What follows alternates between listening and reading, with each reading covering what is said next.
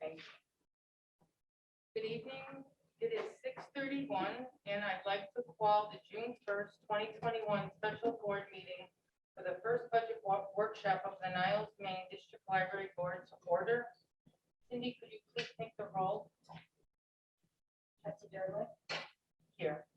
Trustee Tomshak, Here. Trustee Schoenfeld, Here. Trustee Kula, Here. Trustee Rosansky, Here. Trustee Olson, Here. Trustee Knapp. That should be right later. Thank you, Cindy. Item 3 on the agenda is the Pledge of Allegiance. Could we all stand for the Pledge of Allegiance?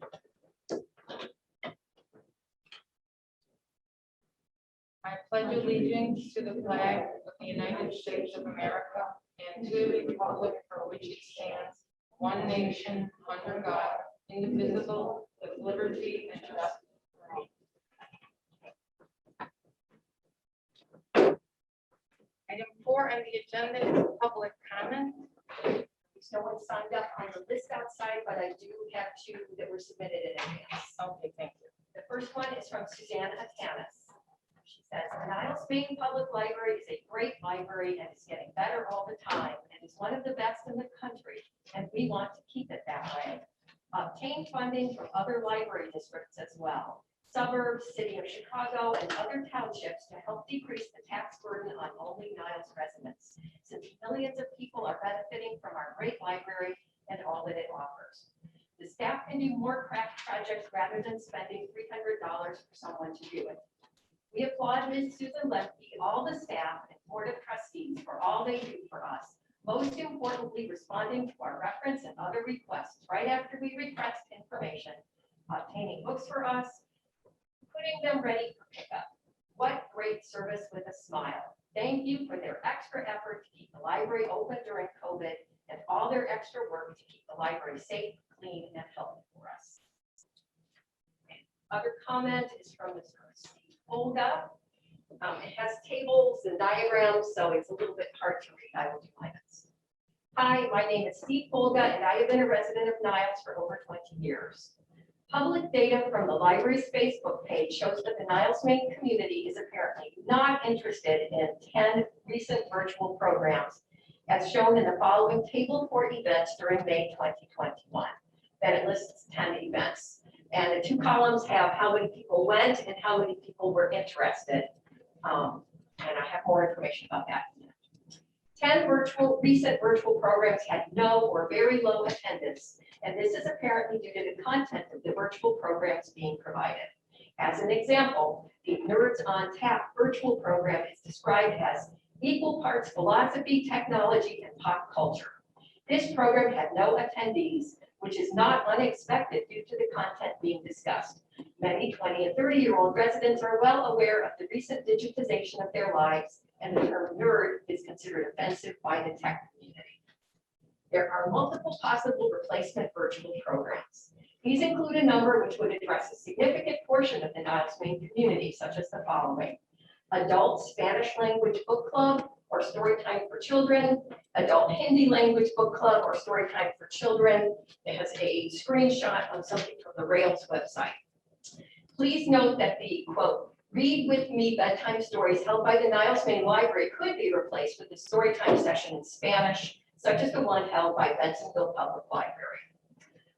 It gives a URL to the Rails website, railslibraries.info. Contains 400 plus examples of virtual programs that could be considered to replace current virtual library programs at Niles-Maine District Library, which have been shown to have limited resident interest. The library director should be requested to contact the person identified for the virtual programs at the other library for materials, advice, etc. There's also a question concerning a staff member named Cecilia Signer, who is listed as the coordinator for the virtual programs at the Niles-Maine District Library. The LinkedIn page for Cecilia Signer, shown below, states she is working at 2 public service desks at 2 different libraries. Is she working part-time at Niles?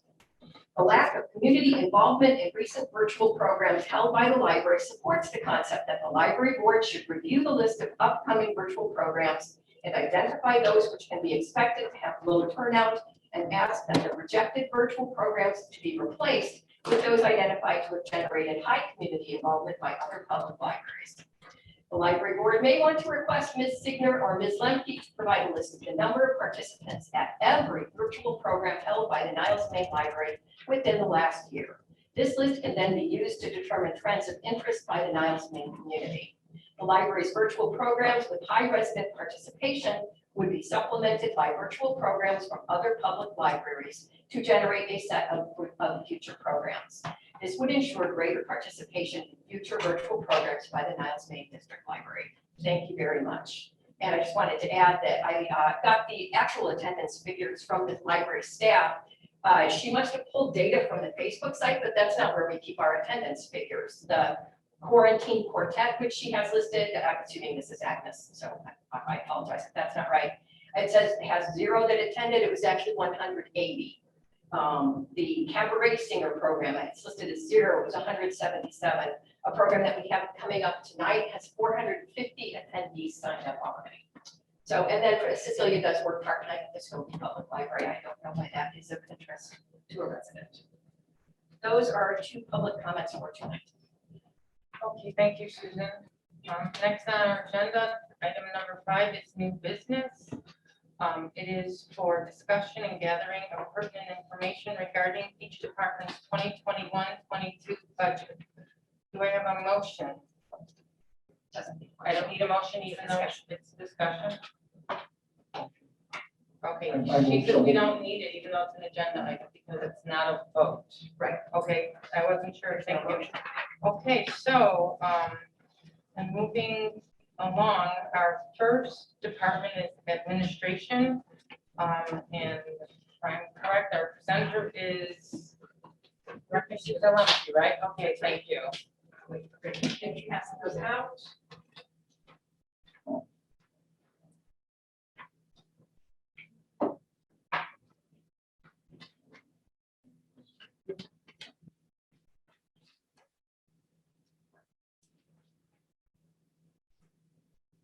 All right, thank you. I just want all of the trustees to be aware that 2 trustees met with business manager Greg Fritz last week, and they provided him with a number of written instructions for what they want changes made to the budget. And I have to say that when I heard about these on my vacation, I was really horrified by some of what I heard. Some of what they've decided to do, and you can see this is the one for youth services. They've struck out visiting daycares, preschools, library, visiting any kind of schools, the children's librarian going out and visiting the schools.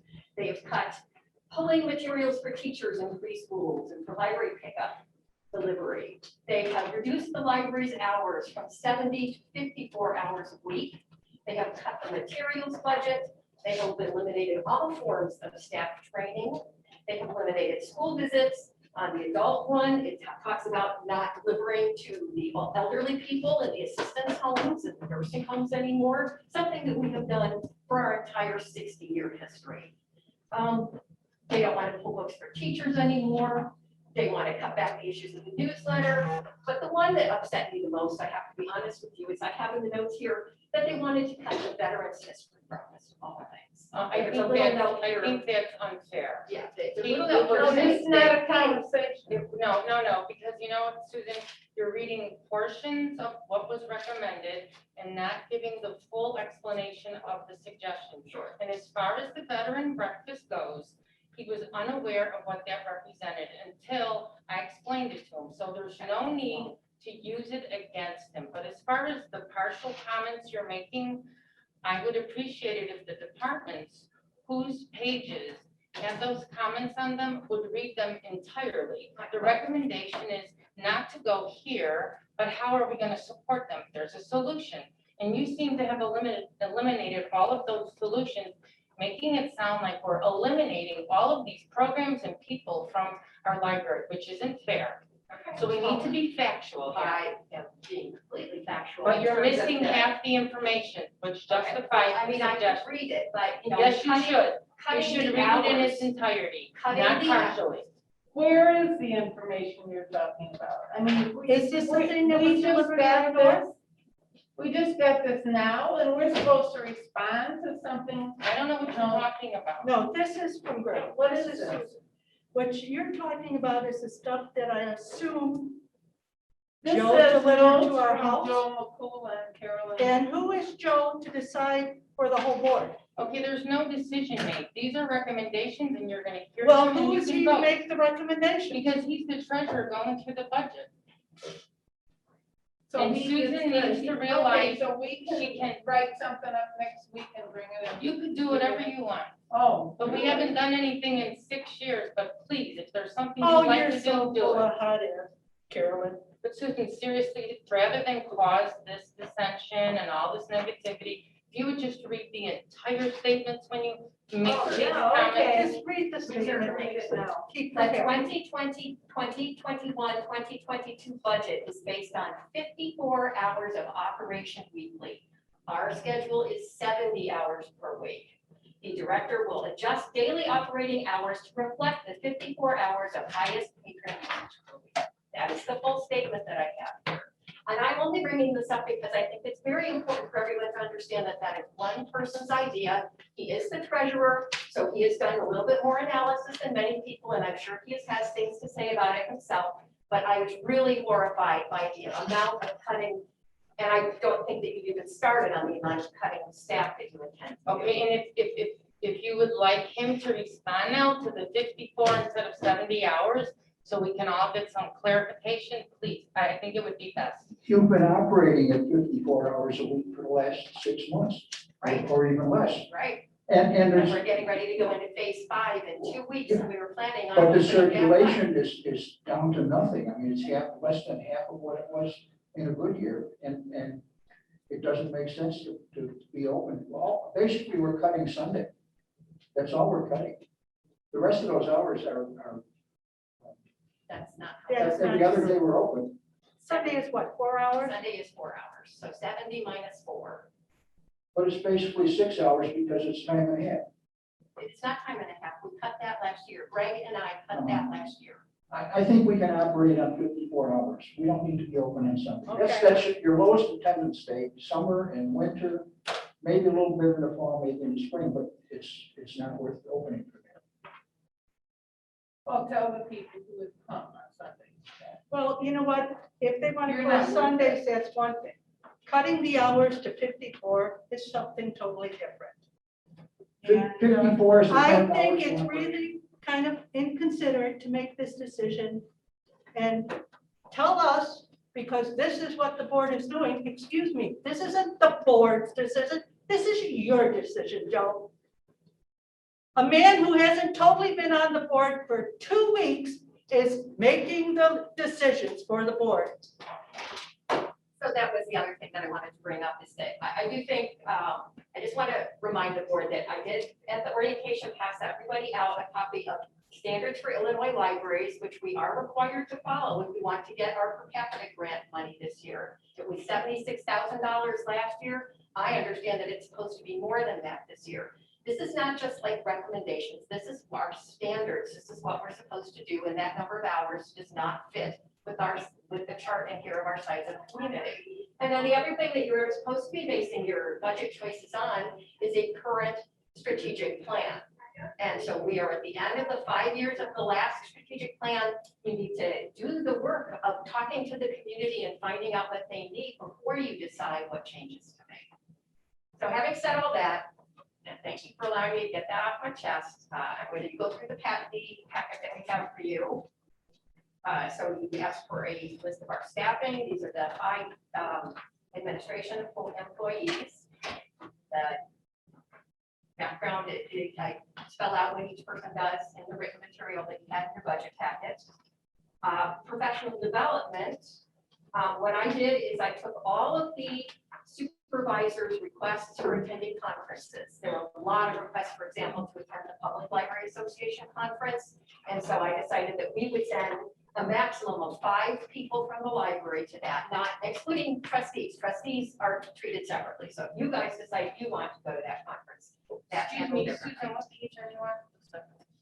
it's the one legal for professional development. Oh, I thought you were, never mind, I got it. All right, thank you. Sure. And what's this noted about. Well, Professional development eliminated, according to Joe McCool and Carolyn Trigwick. Wonderful.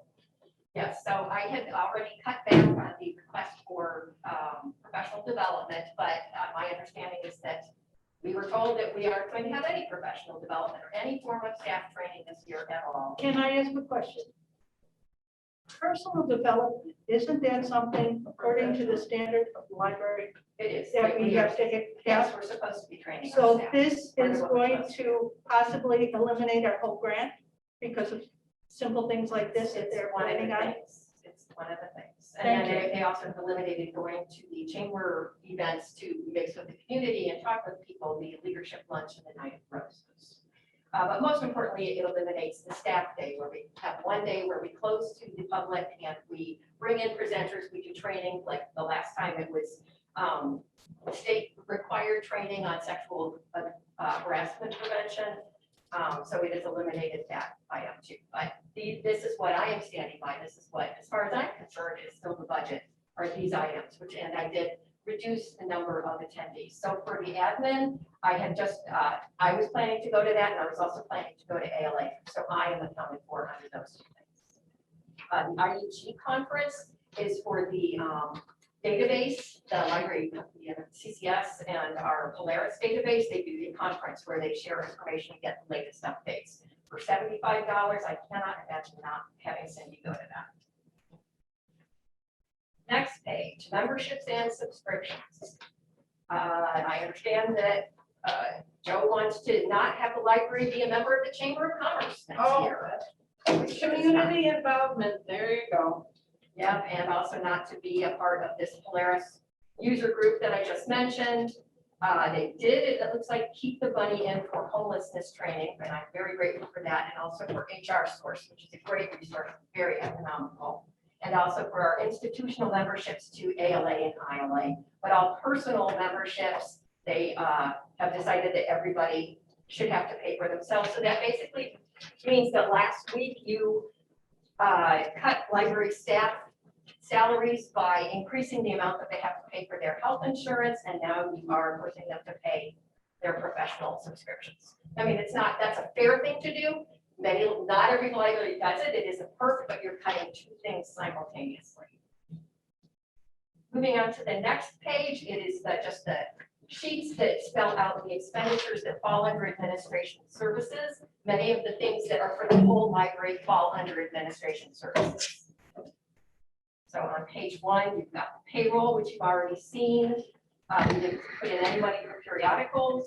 The charges for CCS, for a database, that all falls under, used by everybody in the library and everybody outside of the library, but it falls under administration. The charge is $84,310 is what they are predicting for next year, but that fee is not actually going to be set until July for the CCS budget meeting. And we also will be getting a portion back of that from a grant that they get through Rails, which we got just recently again. That's item for software and licenses is, I believe, for Gale Analytics for Cindy's database use, not database use, or data use committee, where she has a committee that is the data task force that is pulling information about people who live in the district. Finding out, for example, who in the district has internet access, and where are they located, where are their holes where people don't have it. They're looking into things like that. They're looking into the census. And so Gale Analytics helps us analyze all of that a little bit more. There are no printing, library supplies, programming and adults. Moving on to the next page. All right, as you know, we have our past years of local records, things like the board minutes, documents that we have to keep for many years. Those have moved off-site to Iron Mountain where they're kept very safe and they can retrieve things for us when we need it. And then periodically we work with the state to decide what things can be destroyed. Per capita grant expenditures, I don't remember everything that falls into this, but when I filled out the per capita grant application, I spelled out general categories that we would be spending that money on. I know that part of it is to finish the website development. And then the volunteer line goes into this section. That is just to do like give them like t-shirts or polo shirts to wear and a little lunch to thank them, things like that. Let's see. In the next section under general and administration, we have legal fees. We have boosted that up considerably this year because, as you know, since you hired a lawyer last week, we anticipate having some higher legal fees in the coming year. I also put in $15,000 for consultants. That is primarily for a consultant to work with the board on creating a new strategic plan. We've talked before about the need to get that going. Most of the other things are very mundane. There is a line at the bottom of the page here for trustee expense. And that, we will put whatever you want in that line. It would cover something like, I think Sasha's going to talk about the 4th of July parade. It would cover your t-shirt. If you were going to march in the parade. It would be for you to go to PLA if you wanted to attend a conference. If you wanted to do any local, like the trustee boot camp that Olivia and Becky went to, it covers those kinds of expenses. So we will need to hear from the board what you want in that line. That is up to you. And that's basically it. The parking lease is found on the third and final page here. And I will say that when I arrived today at work, the whole area that is set aside for staff parking was full. That is where we may end up with unhappy neighbors who don't like our staff parking on the street. That's how we ended up with parking lease to begin with. Can I answer any questions for you? Let's see, we should start with trustee Makula, then we'll go down the line. Do you have any questions?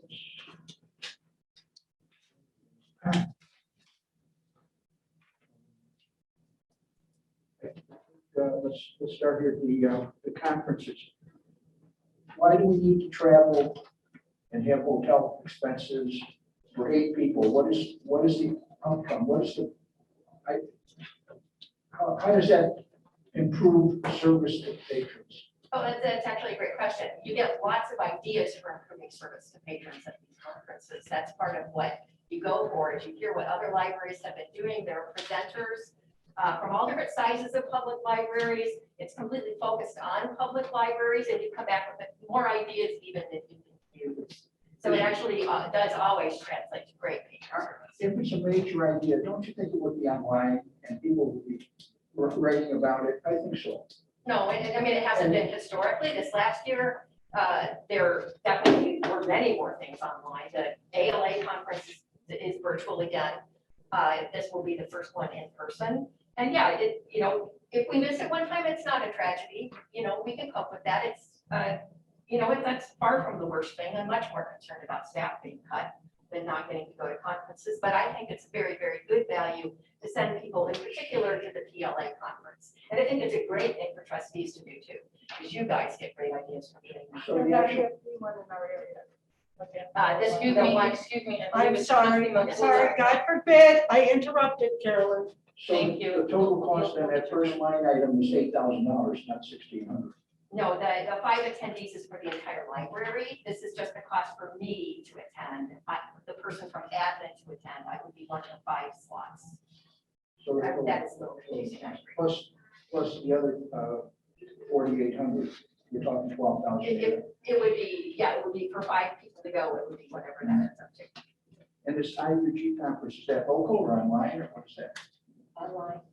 Online. It's online. It's not from. And the coding workshops are $20 each, one for the administration. Yeah. Staff day, now that's, the last time they had staff day was Martin Luther King Day. People tried to get in the library. Library was closed. Actually, Martin Luther King Day is always on a Monday, and staff day is always on a Friday.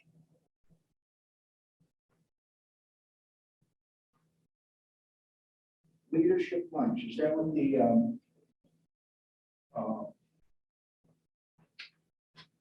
Chamber of Commerce? Correct. That's where the mayor gives a sort of state of the village speech. Why do they charge us? They should do it free. They should let us in free. They shouldn't charge us. for any of that. If they want us, they should be free. Let them know. I mean, it's our opportunity to get to meet with other people in the village. If It's not they a want, money if these people have value, they'll do it for free. You don't need to kind of contribute to them. And same with this Night of Roses. Okay, you can talk to them. I feel that, you know, they should allow the village and the library and the park district to come in free. Their people want to speak with us too. I don't have I any would control over talk to that, but them. I would cut that out. Nothing we can do. And the dues to the Chamber of Commerce also. That's not bringing us any benefit. that is just not It's- true. it's- It's bringing us a lot of benefit. I Image, mean, that's they- all.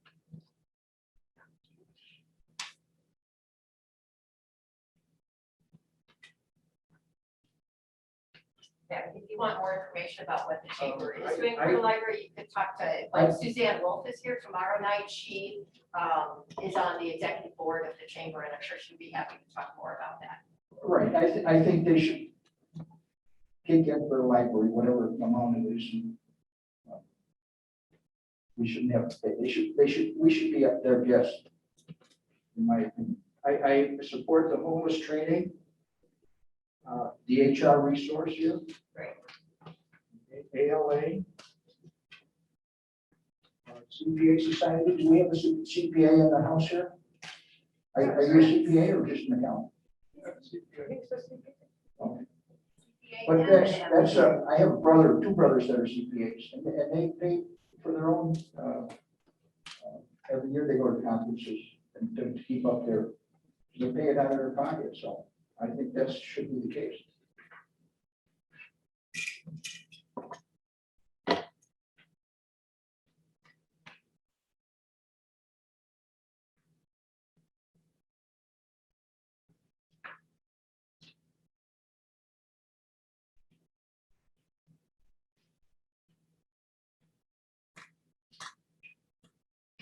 Do you have any other questions for me, Mr. McCullough?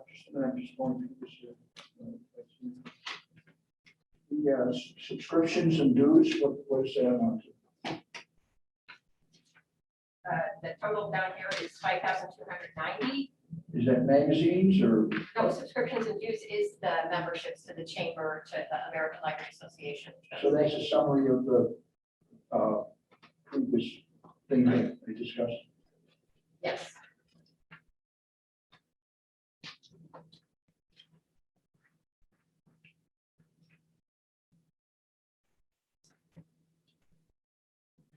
Well,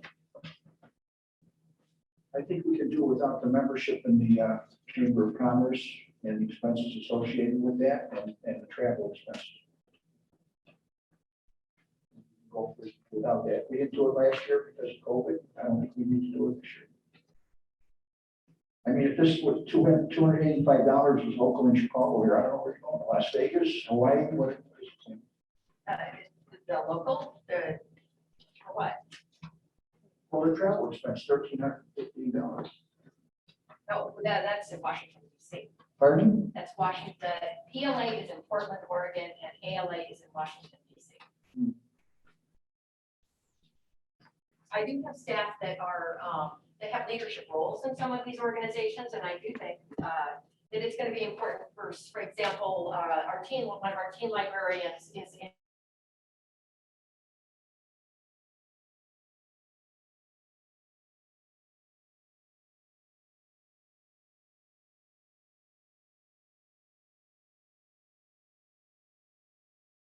should have to be at her own expense. Well, maybe that appointment was only for a year. They're gonna No, I elect think somebody else.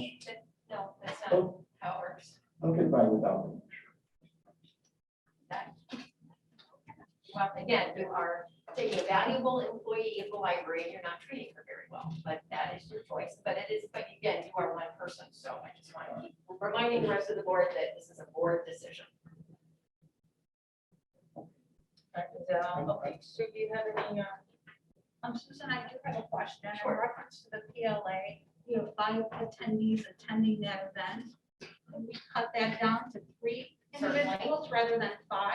Yeah, I mean, I did cut it down from something like this, everybody wanted to go, so I cut it down from something like 12, but yeah. So couldn't you coordinate it where you have an actual speaking presentation as we have here, and you can actually collaborate and speak to one another what you have experienced. Yeah, we do that. When people come back from conference, they have to write up all their conference notes and let everybody know what they did, but You can have We a certainly certain could- presentation and can provide all that Yeah, information. I mean, to your it's not- colleagues here. yeah, not the same experience, obviously. You're not getting the little conversations that you have with people at a lunch or something, but yeah, we certainly could reduce that number. That is not unreasonable.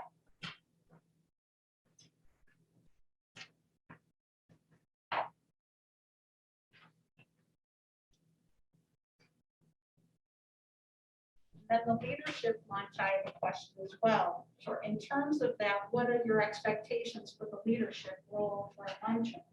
Do you really need one to actually collaborate with leadership? I mean, But that's the mayor's event, it's the chamber event where the mayor speaks about the state of the village. And they used to do more reports from other, like the police chief and the fire chief and people like that. Lately, I think it's been more just the mayor. But it's a chance to get up to date on the village news and hear what the mayor's plans are for the coming year and kind of hear where we might be able to fit into that. And it's also just a chance to interact with different leaders in the community. Carolyn has gone many times, I'm sure she has an opinion about it. It's, I think it's a fine event, my heart is not set on it, nobody's heart is set on it, in some ways it's, we go to show up to support our community.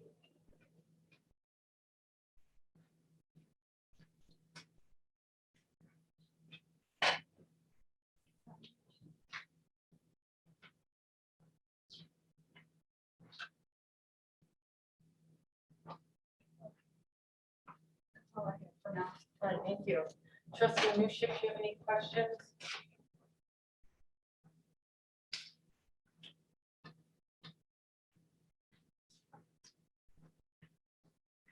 I just want clarification. On the third page, I think we were talking about the personal memberships, and that would be in the column, Susan and Cindy, and then those two. Yes. Okay.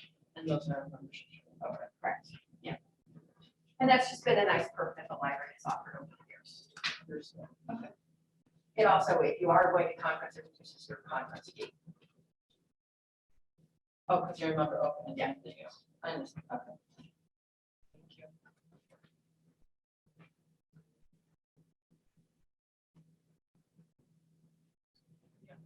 Trustee Rosansky.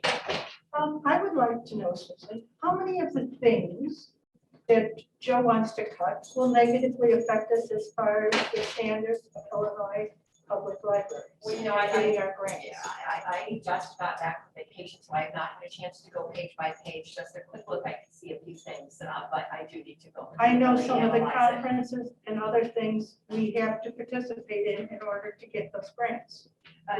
Yeah, there, Correct. sure. There was a line in the list for trustees, which comes very early in it, where it's recommending that you all do attend, and not necessarily a conference, but at least a meeting or some kind of an event.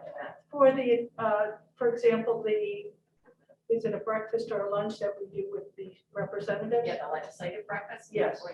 That would count for us if some of us did that Yes. towards this? Yes. Okay. Thank you. Trustee Olson. Yes, I'm very disturbed to see these decisions that were made by Joe McCullough and Carolyn Driblick without discussion of the rest of the board.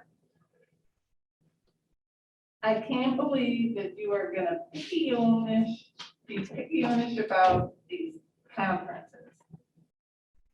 All kinds of businesses send their employees to conferences. Conferences are not just about training. And those who go benefit in many different ways, especially just by learning what's new out there, what's the best practices in libraries now.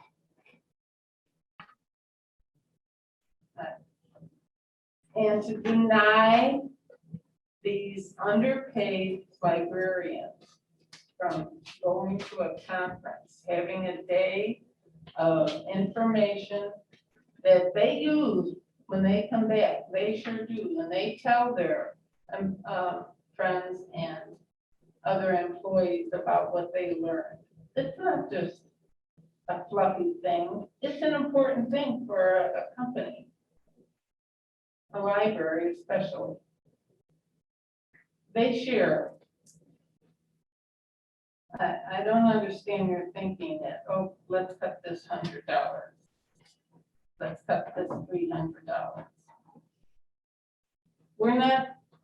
We don't send them places 3 and 4 times a year. This is 1 or 2 times, perhaps. And it's all for a reason. I just don't understand your thinking.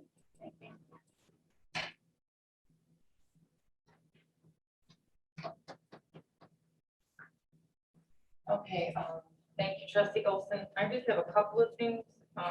As far as looking at these recommendations that were given to all the departments as cuts by trustee Makula and trustee Derblick, they're simply recommendations. The reasons they were given to the departments is so that the departments could provide us with input, why they agree or why they disagree. So we can have a better understanding of all of this information. It's not a decision by 2 people because it needs to be a vote by all 7 of us. So every one of you is as much as included in the decision as any one of us. So I just want to make that clear. But Susan, I wanted to talk to you about a couple of things. You mentioned that our budget is based on our strategic plan, which is ending and we have to create a new one. And that's typically what drives the library's vision is the strategic plan. And I agree with you there. But I think what we need to remember is that we have been heavily impacted by the pandemic. And we're going to continue to be strapped for quite some time. Definitely the next fiscal year, if not beyond. Our idea was to have all staff, library staff, all in at the library. So we could make this building, this place with all its programs, the big key it should be in the community, as opposed to having our staff all over in different areas. We'd like the concentration to be in here. Joe made numerous recommendations, and I'm sure they'll come up under the different departments, as opposed to one staff member going here or going there. Why not a field trip by their school to bring those kids to the library, where they physically see the library, not just one employee, and get a really solid idea of how much is offered here? Maybe entice them even more. And many, many other recommendations. Yes, he did say that we weren't going to be dropping off deliveries to, I think he mentioned, like seniors, I don't know if it's senior centers or if it's housing projects. But the point was, they could have one person pick up their stuff on a regular basis. Teachers could pick up their items on a regular basis. We don't need to be their delivery service. And it would keep our staff here so we can work on our library. The library has suffered dramatically, not just simply because we don't have the attendance we used to have, but staff has been home, they've been unable to work. There's so much to do to bring us up to the high standard that we expect the Niles-Maine Library to be. That's why some of these suggestions are being made, because we need to make this building, this location, the Niles-Maine Library, the best library it could be. And we can't do that if our focus is everywhere else. Now after the pandemic, since we have a long way to go as far as building the library, that's the way we're looking at it. And it's for the coming fiscal year to see how much more we can do to drive people to come here. I mean, you know yourself that a lot of the programs weren't well attended or whatever, for whatever reason. But the point is, that's where our focus needs to be. And by having our staff here as opposed to everywhere else, we can accomplish that. So that's a part of a great deal of why we made some of these recommendations. It's not to eliminate anything, it's to put the focus back on the library as opposed to other places. And I agree, it's a great perk to go to a different state and go to a conference, but when you consider the time the employee's not here and the cost, I don't know that what they learned or what conversations were had with other librarians is really is equal to what we could have accomplished by having them here working with our community. I mean, I think for this year that we are in such a bad situation, being post-COVID and everything else, I think that this would be a good year to rethink how we can build up this library. So that's why a lot of those suggestions were made. Not that we're trying to, chastise anyone, but we're trying to say, we need to focus more on our library and what's happening here as opposed to being everywhere else. Well, thank you for explaining the logic behind it. I just have to point out that a lot of the travel outside of the library is to the north end of the district, where those people don't live very close to the library. Some of those kids don't have parents that will ever bring them to the library, but when Ms. Mikey goes into the schoolroom, those kids get to hear what the library has to offer, and she gets them excited about reading. And I think you need both. I mean, we do host bus groups of kids. That is definitely one of the things we encourage that very much, because I completely agree. We love to get them to come into the library, give them a tour and get them excited, but they can't all do that every year.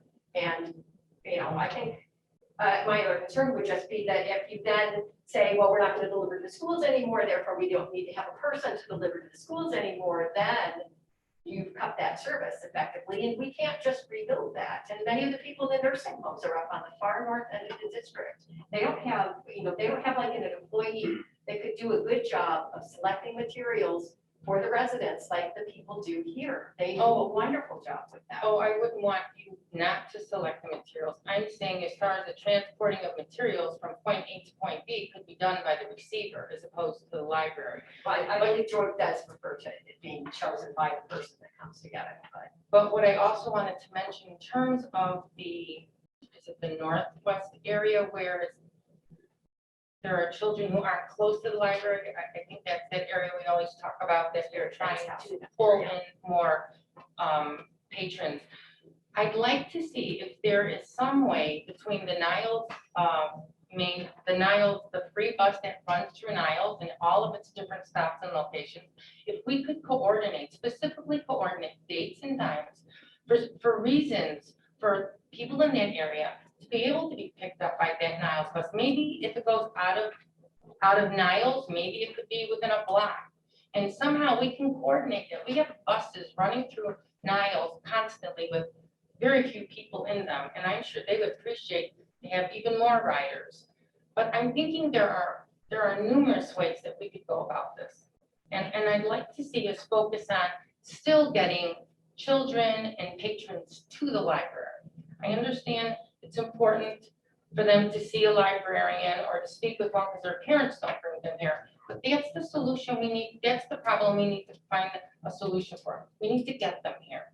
And I'd like to see our focus be on that as well. But thank you. I did have a couple of questions. Okay, as far as the parking lanes at Culver, which I brought up numerous times, I would recommend that we eliminate the parking lease for $10,500 per year. But I would also suggest that you come up with some alternatives for no cost options, maybe by contacting Culver, contacting the village when we have events, that maybe we could utilize their parking spaces and it wouldn't cost the library. The library does a great deal for Culver, for the village, for many other organizations in this area and schools. And I'm looking for more reciprocation that doesn't come with a price tag. And I'd like to see us consider that. Now, you mentioned something today, people were parking on the left side of the. No, well, I mean, I chaired the parking committee here at the library when we had one before we entered into this contract with Culver, and we looked at all the possible options for how to handle the parking solution. I remember Mr. Michael at one point came with a diagram of some diagonal parking spaces out here on the parkway, but I can tell you, we already ran that by the village, and they said we can't do that. So we did our best to come up with some kind of a solution that was not expensive. We have, Culver has traditionally been very generous with us. When we need overflow parking before we had the lease, they were willing to do that. But on a day-to-day basis, what was happening is that Linda Weiss was getting tons of telephone calls from the neighbors along Oakton Court and Oakton, that staff members were coming along and parking in front of their houses. And the way it works is if you park on one side of the street and nobody's parked across from you, it's fine, it's legal. But somebody else comes along and parks across from you that you have no control over. Now you are illegally parked and the emergency vehicles cannot get through. And they were annoyed at having their crosswalks blocked, their driveways blocked. Absolutely. It was a huge source of irritation. So the parking lease at Culver actually really improved things a great deal. And I would hesitate to give it up, but that's just the background of it for those of you that. But would not know. Susan, let's not mistakenly lead the new trustees. For quite some time, you mentioned you could not force staff to park across the street in the Culver parking lot, because there were so many complaints about we're paying for those parking spaces and nobody's parking there. And then you mentioned they even bring doctor's notes. So the Right, fact some of that them we're can't cross the So street. the fact that we're paying for parking spaces that we're not utilizing doesn't make it a logical investment. But I believe Culver wouldn't mind allowing us to park there for no fee. I mean, I think that's a conversation we should have, but I would like to see us revisit the possibilities for other parking alternatives, even with the village, in terms of whatever Mr. McCullough mentioned some time ago. I'm not aware of how that went. But I think we need to get specifics, and we need to do something more current and find out what's out there for us. Okay, well, I would not object to that by any means, and I would encourage board members to also look for alternatives, but I would highly Yes. suggest that you not break that lease before we come back and we investigate the options.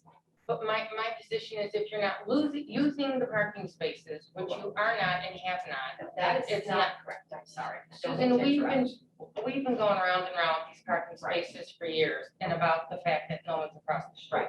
Right, well, and there is a resident who keeps monitoring that parking lot, and she keeps saying that we don't have anything, so I did finally put my foot down and say, you are not allowed to park on the library grounds unless you have a note from your doctor, and you cannot park on the street. And I've made people, when I've gotten a resident call, I've made people stand up and move their car right then. And so we did get to the point where there were 25 to 30 cars being parked in the Culver lot every day. And but as you say, we did rent 41 spaces, so maybe we can reduce the number of spaces that we rent. But I would encourage the board to reach out to the Culver School Board if that's something that you want to do, or you can talk with. We have a resident board member right here. But I think the procedure is board to board, isn't that how it should be done? Someone explained it to me, but I forgot. Well, it's an intergovernmental agreement, so that agreement is between our board and their board. That is correct. And how did I think you pursued a moratorium. How was that handled? I reached out to the superintendent of Culver and asked if it would cause them any problems with their budget if we put a pause on that lease while we were not using those spaces, because obviously with the, people in quarantine, they didn't need parking spaces. And so he took it to that board and they said, sure, that's fine with us. Victoria. I actually heard from someone at Culver who said they would not mind, because of whatever they're doing over there, I think there's some renovations going on, that they would not mind if the library no longer needed those parking spaces. Okay, well, we do have a member of the Culver School Board here, but she's probably not comfortable speaking. for No, the not a board. problem, that's fine, but we should look into that, you're right, okay, well, I think, what I did have. No, that's it, that's all I have for administration, thank Can you so I much. just speak again, please? I'm sorry, trustee Olson?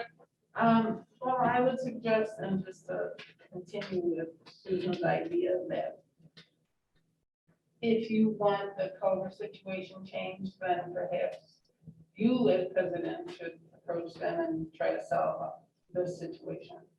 Also, if you want free leadership conference luncheons, if you want free Night of the Roses, free Chamber of Commerce membership, then why don't you approach the village and ask them?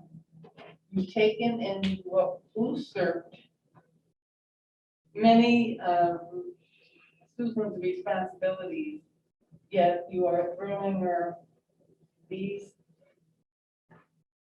ridiculous, just ridiculous ideas. Why can't you as president approach? Truth be told, we have to do it as a board. I'm only one person, remember? We have to Okay, do it as the you entire and board. the rest of the board can travel. Okay. Thank you. You're welcome, thank you. Are there any other comments? I guess you have. Are you Yes, I raising did your get my hand Okay. up. Thank you for recognizing it, Joe. Yes. You're talking about not letting the staff go out of the building. They need to be here for the residents, but yet you're still planning on cutting the library hours by 20 hours a week. So therefore, the residents will not have the ability to have these staff members help them if they're not going to be here 20 hours a week. Thank you. I believe, just for clarification, the decrease in hours is based on our current schedule, and I think it's based on, what is it attendance and circulation, Joe? I forgot the terminology. That's the current hours we're operating now, Okay. It's increased, Joe. 54 hours. It's increased, Joe. Well, it is currently 54, but if you recall from my last director's report, our plan has been, when we go to phase 5, to go back to our previous hours, with the exception of Sunday hours for summer, going back to Sunday hours in the fall with the big kickoff event. So that was our plan, based on the patterns that we expect to see. We expect by the fall that the children may be starting to get vaccinated. And I've said all along, we will not see the traffic increasing hugely to the library until those kids get vaccinated and the families start coming back. Because that is a driver of a lot of the library's activity. Right. But it will be happening in the fall, and I don't want to have to wait till next July. I want to read the statement.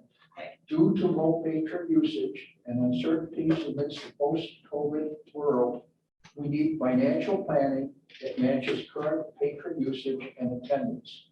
The competition to current library content and usage has gotten considerably stronger. Amazon is selling record numbers of books, subscriptions to streaming services are at all-time highs, and Google is having available more information. This budget reflects reality. When the facts change, we must change with the facts.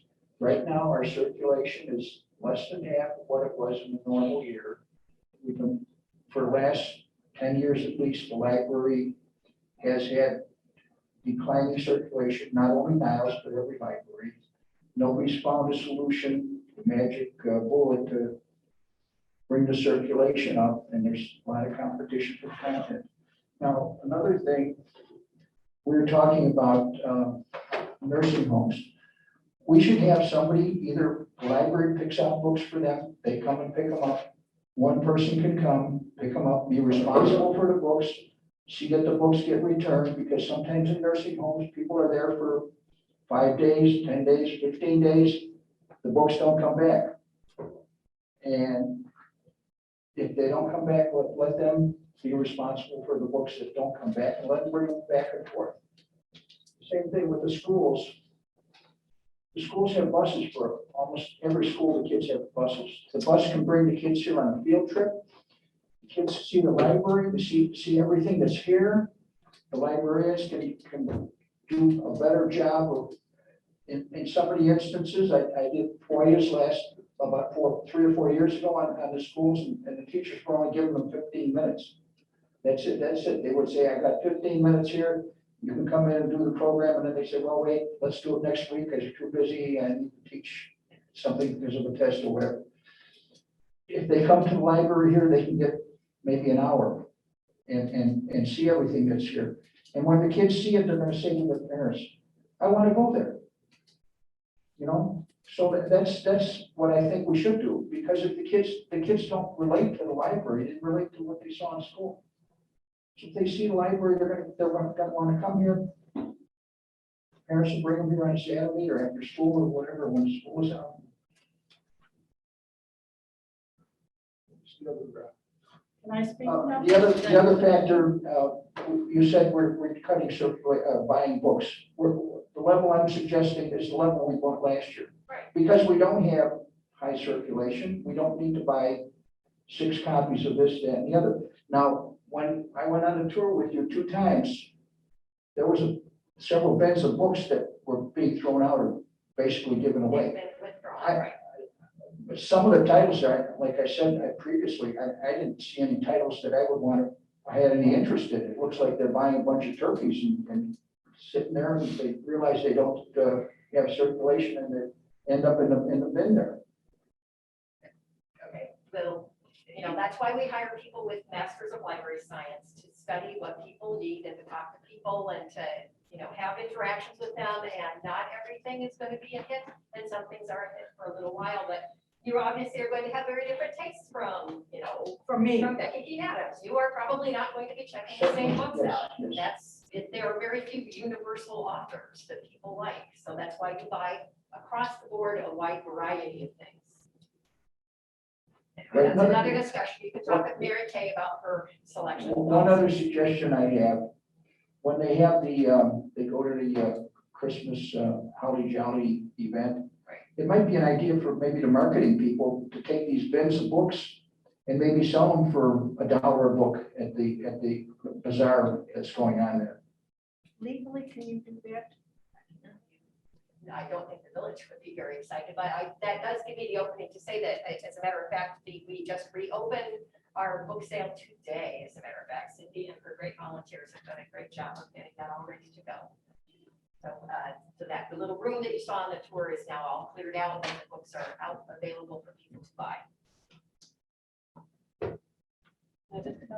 All right, trustee Roseanne. Okay, being a former person who worked for one of the schools in the area, I can tell you, the buses don't just belong to one school, and they have to pay to drive the kids any place other than back and forth to school. Number 2, Joseph,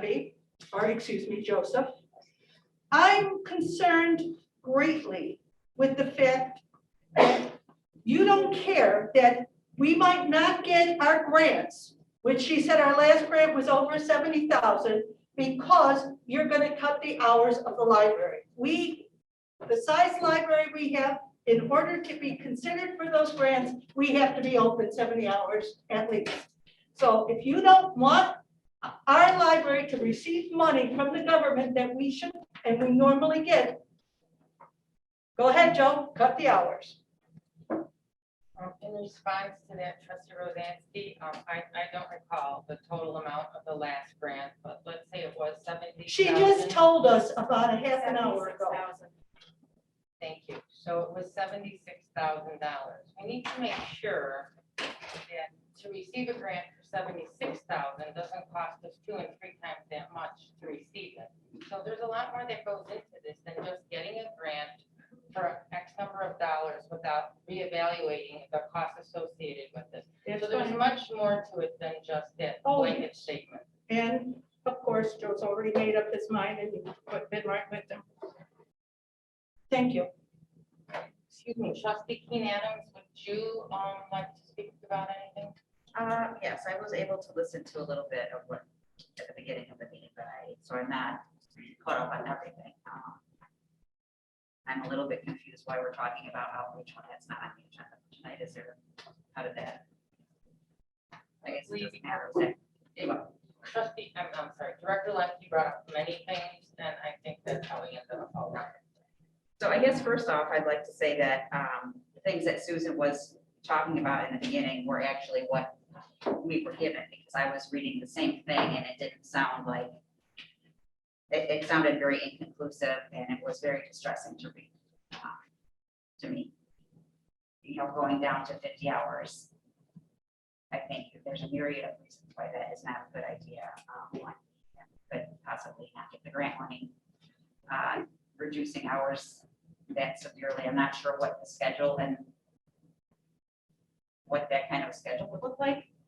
But, you know, certain people come early in the morning, others come late at night. people do come on Sundays, and especially in the summer when the kids are off, Sundays are a big day. So I'm not sure how that schedule would look like with only 50 hours, but I think it would exclude a lot of people. I think I heard some talk about professional development. And I think eliminating professional development, it's like comparing apples and oranges to say that if someone is a CPA and doesn't get much out of their professional development. Librarians are a different animal. And by not providing opportunities for this, it's like making them become stagnant in their profession. And these are people, in some cases, that have master's degrees and have studied very hard to learn what they know. And it's like, you think about that teacher you had in grade school who was really old and never went back to school to learn anything. And so no one wants to have that teacher because she doesn't know what she's talking about anymore, right? Do you want to have a librarian that doesn't know what they're talking about because they haven't been able to keep up in their profession? I don't think that's responsible. I think that is lowering the level of our professionalism. And I need to see that. There are conferences all over the country. They're in Portland, they're in San Antonio, they're in Washington, D.C. And it might not be fair to compare this library to others, but I know that I was asked last week to say wherever I wanted to go, and I said send me San Antonio. So it happens. It's kind of an expected thing. Outreach.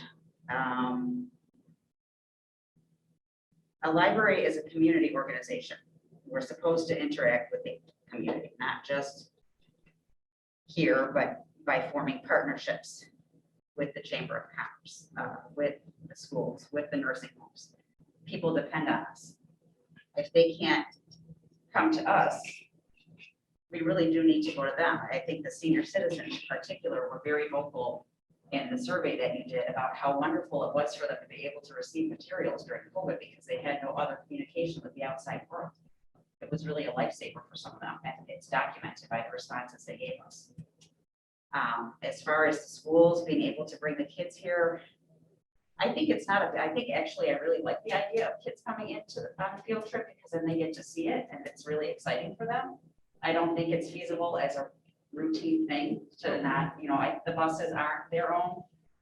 Culver shares the buses with Niles West. So it's not like they can just say, okay, everyone get on the bus and go. Also takes a lot of time out of a teacher's day. I don't really think they would be like, okay, let's spend a half an hour getting the kids on the bus, a half an hour getting the kids off the bus, and then however much time they have here, it's just not going to fit into their schedules. So it's really, I think if that was the way we were going to go, it just wouldn't happen at all. And the kids wouldn't have any opportunities to see the library in a lot of cases because their parents don't have time to bring them here. And by doing that, that's cutting off their experience of what intellectual freedom is. I think that's really serious. The Chamber of Commerce thing, as far as what we get out of it, I think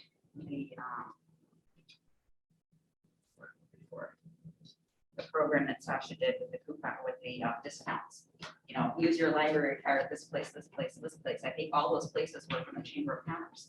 So if you have a library card, you can go all over town and get discounts. That's a huge benefit. I think that, I don't know if I'm missing other things that were talked about. But it really is concerning to get all these notes and it makes my stomach twist in knots for the last several days to think about the things that are being proposed. And I just want to ask all of us to maybe slow down a little bit and talk to each other about what the final outcome could look like. Because if we rush into any of these decisions, it's going to really negatively affect a lot of people, and I really don't want to do that. So, unless I'm missing, did we go over any certain topics? Like I know we were supposed to start with administration. Did we do That's that? where we're at. That's where we're at now. Administration. Let me just check my. Greg gave us a thing today. This here. Yeah, we have it. That was what they gave us today on administration. I'm happy to answer any other questions you have if Carolyn wants to move on. Or if we have other staff waiting to speak. Yes, okay, thank you, trustee Queen Adams. Number two, the next department is patient services. And the presenter for patient services is Supervisor Athena Kraus.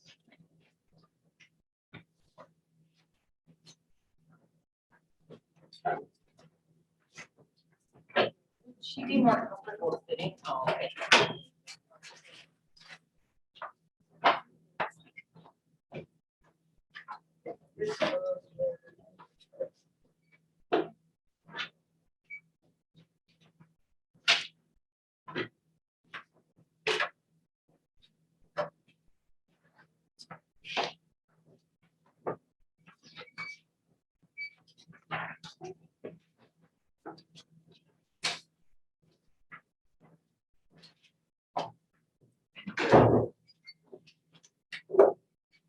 Okay.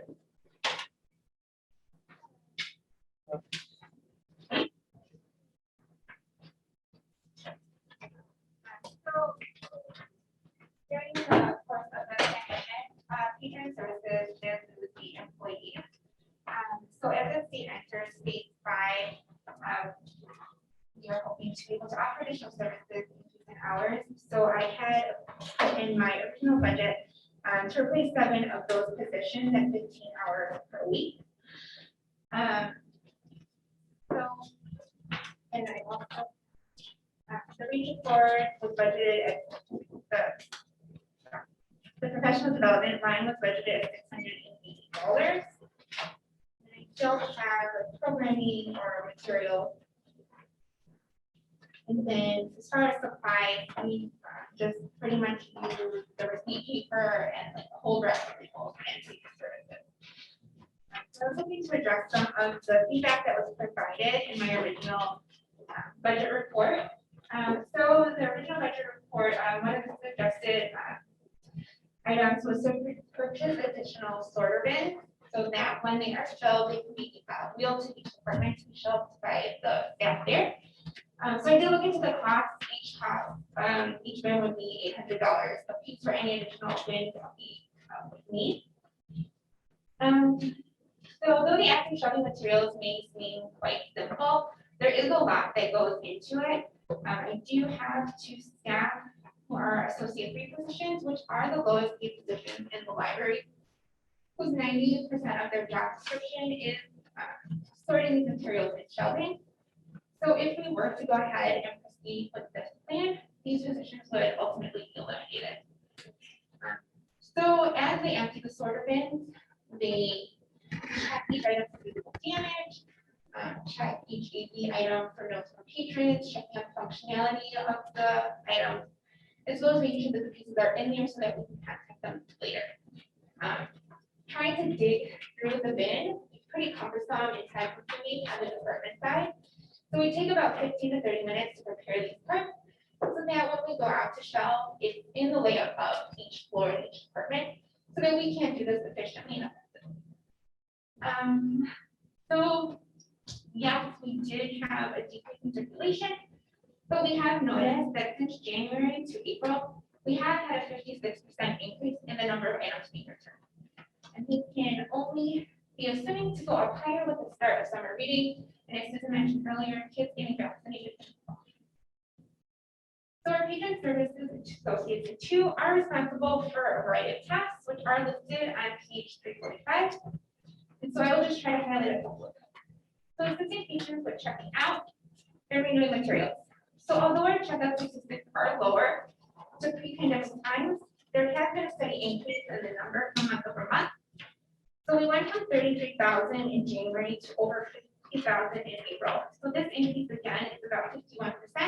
And again, we can anticipate that this number will only get higher as summer reading and the fall season comes. I think I'm sorry, what page is it? Oh, sorry, 345. Thank you. We also process incoming materials via rails, which is the delivery system between libraries. These are materials that we receive Monday through Friday in the morning. They are materials that are returned back to different libraries, as well as any holds that are being sent to us for pickup. So we receive about 12 to 15 bins with about 255 items per day that we need to process. They're each labeled. And then we have to remove those labels and we separate them based on whether they're our material or other libraries, so that we can check in officially rather than put everything through the sorter and touch it one more time. We only touch it once. So these labels will pop out once we check them in, we wrap the item, and then those items are then shelved on the whole shelf alphabetically for patient pickup. We then have to pack these same bins at the end of each night for pickup. And in those, we would send out about 350 items per day. Again, those are items that patients are either returning to us, that need to be returned back to their home library, or items that we retrieve for the pick list. So for the pick list, we have to run it one time per day minimum for CCS rules, Monday through Saturday. We have, during the peak of the pandemic, we often saw in the list over 500 items per day, and it also reached up towards to 1,600. So our request for materials is in high demand. We have come up with a system where we run it multiple times per day so that our patrons do not have to wait a long time. So locating, we check them in, or trapping, which will either let us know if it's going out to another library, in which case we have to label each item with a routing tag, pack the blue bin, or again, put the label on it. From January to April, we pulled an average of 5,889 items per month, with a pickup location of Niles or CCS, another CCS library. We're also in charge of passport services. Our associate one, that we haven't been able to do passports since mid-March. In order to be eligible to be a passport acceptance facility again this year, each one of us needs to go through recertification training, which we're at about 95% complete for most of us.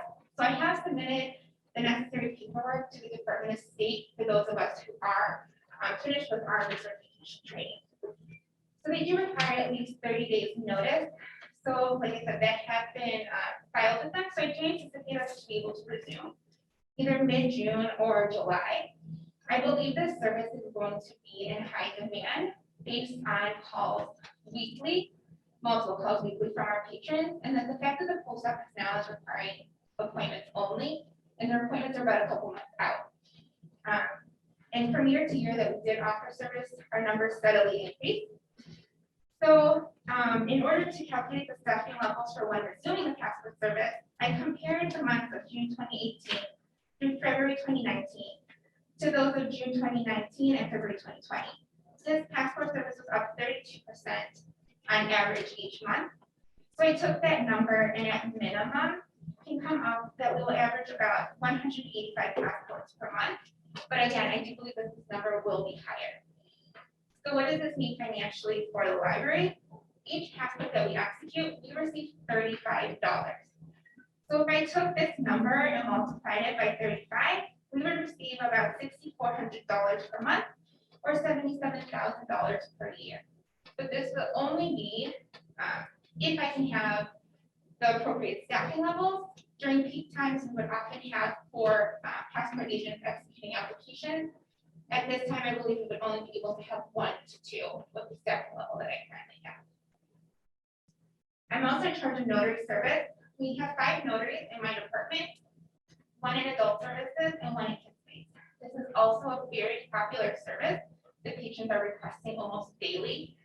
So I am anxious to get that back. So we do notarize on average about 120 sheets per month for patrons. Most are 1 to 2 minute interactions, but we have had times when it can take us well up to 30 minutes to have 1 interaction with the patron. So again, this would depend upon our staffing levels and how well we are able to meet the needs of our community. Thank you. Thank you. All right, we'll start with questions. Dr. McCooley, do you have any questions? Yes. I didn't understand all of what you were talking about the bins. My idea was that if we got some more of the bins on wheels, we could go to the departments where the folks belong.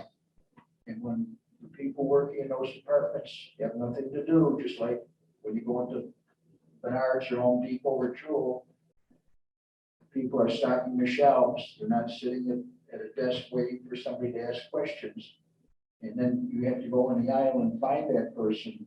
So I think they could do some of the shelving of the books. And we would not double handle these books by just taking the carts right over into those departments instead of sorting them out and you know, don't triple handle this stuff. Because it's very labor intensive and that's our biggest expense is labor. So if we could try that out, maybe the cost of the carts is not anywhere near what the savings could be.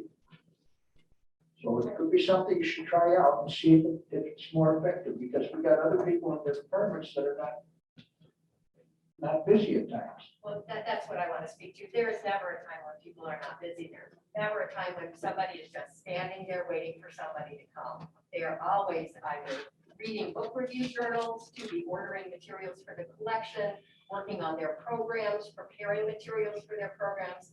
Nobody is ever standing around waiting for anybody. That just does not happen in this library.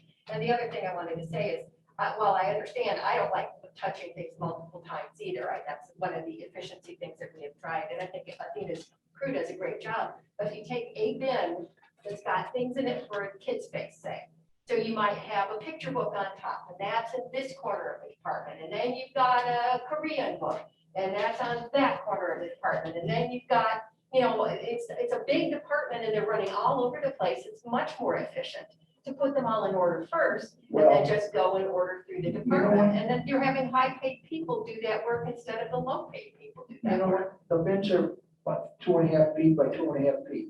You don't take one book out, you look in there, you can see 6 or 7 titles that go in the same area, you take them there, you come back, you get 6 or 7 that go to some other area. It wouldn't be one book at a time.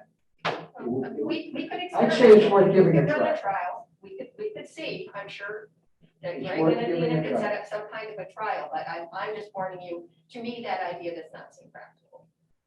You know what, if you don't try anything, nothing ventured, nothing gained, True enough. okay? So, you know, But I just want to reiterate, there is never a time when the staff is not doing anything. Does not happen. well, you know, I don't know. whatever. Once these programs are developed, are we continually developing programs? Yeah, pretty much. You don't do the same story hour every week. You do Obviously, different but story hours. they're not writing the story, they're just reading the book, so it's not that much production. See, there's a lot about that I program know. planning that you don't know. And we'd be happy to spend some more time on that.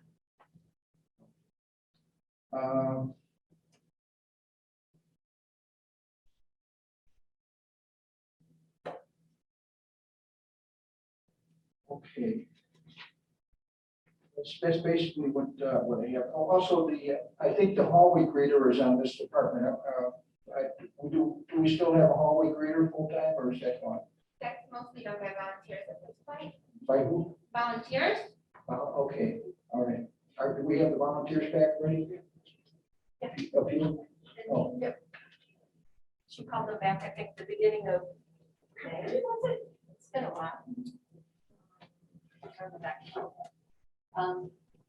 Yeah, the volunteers started reading, the beginning of May, maybe the last week in April, Okay. as soon as the we went sort of into phase 4 again, and, you know, they were more comfortable if they were vaccinated to come back, you know, they're volunteers, it's sort of their decision.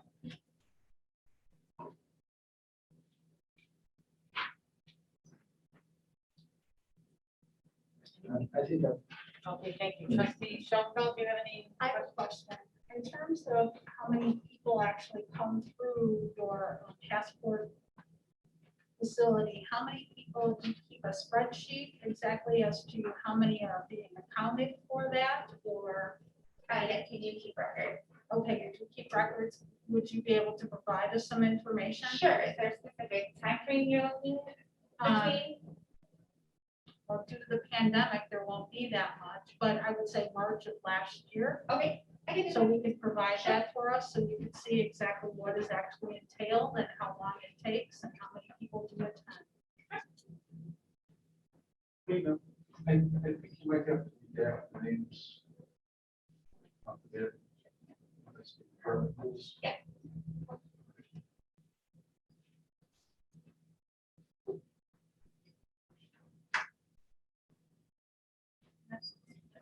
Great, thank you. Trustee Lucian.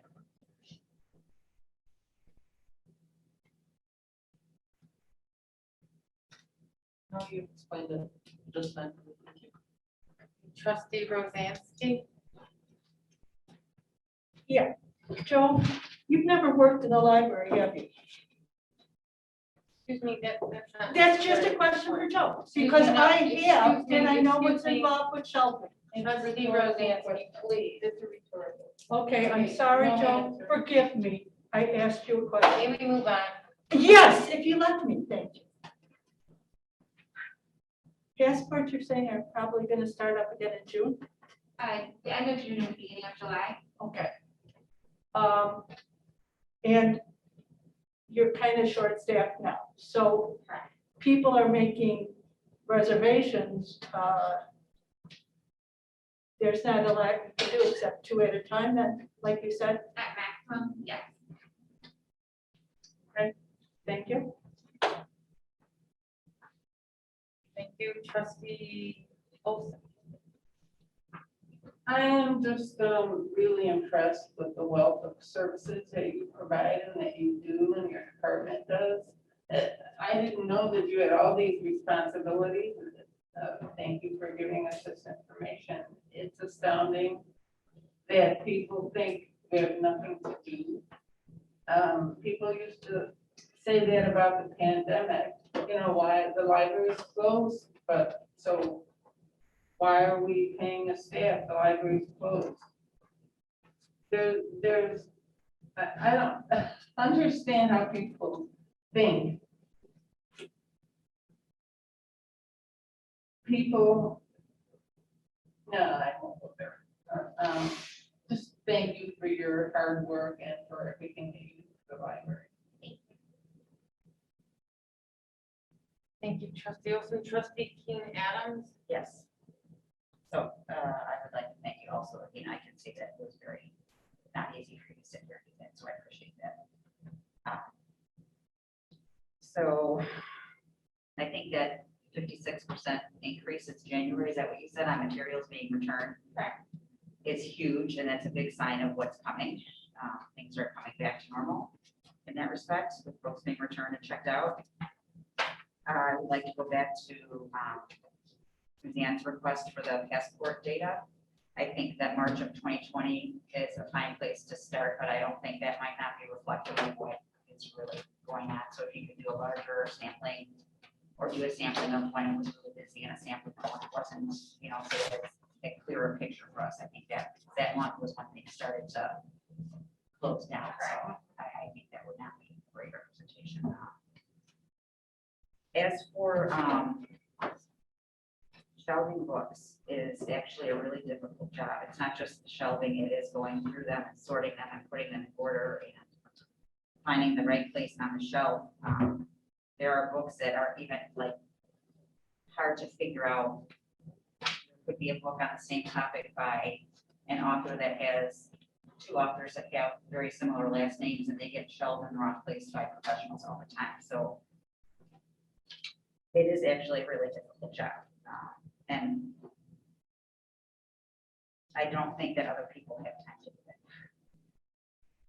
And if you want to try something different, I'm not opposed to trying different things, but a suggestion might be to like maybe have a day where whoever's interested could come in and try it themselves too, like try what it's like to actually shelve a cart full of books and then try it different ways and see which way you think might be more effective. You know, we could do that. Libraries have been shelving this way, I would want to say for decades or more, because it is the most efficient way to do it, not just because that's the way we do it here and we feel like it, it's because it's been a proven method. So I would be happy to come in and do that with whoever wanted to. That would be a great learning thing for us. As also by trying it out, just by trying it out, that means cutting people's jobs. And just to try something, I don't think is a reason to cut someone's job.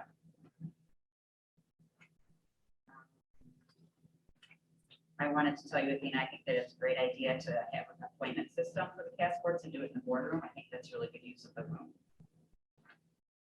And if anyone wants to have a conversation about what it's like and what it entails to make a story time, I'd be happy to do that anytime as well, because it isn't just reading. There's a lot that goes into it.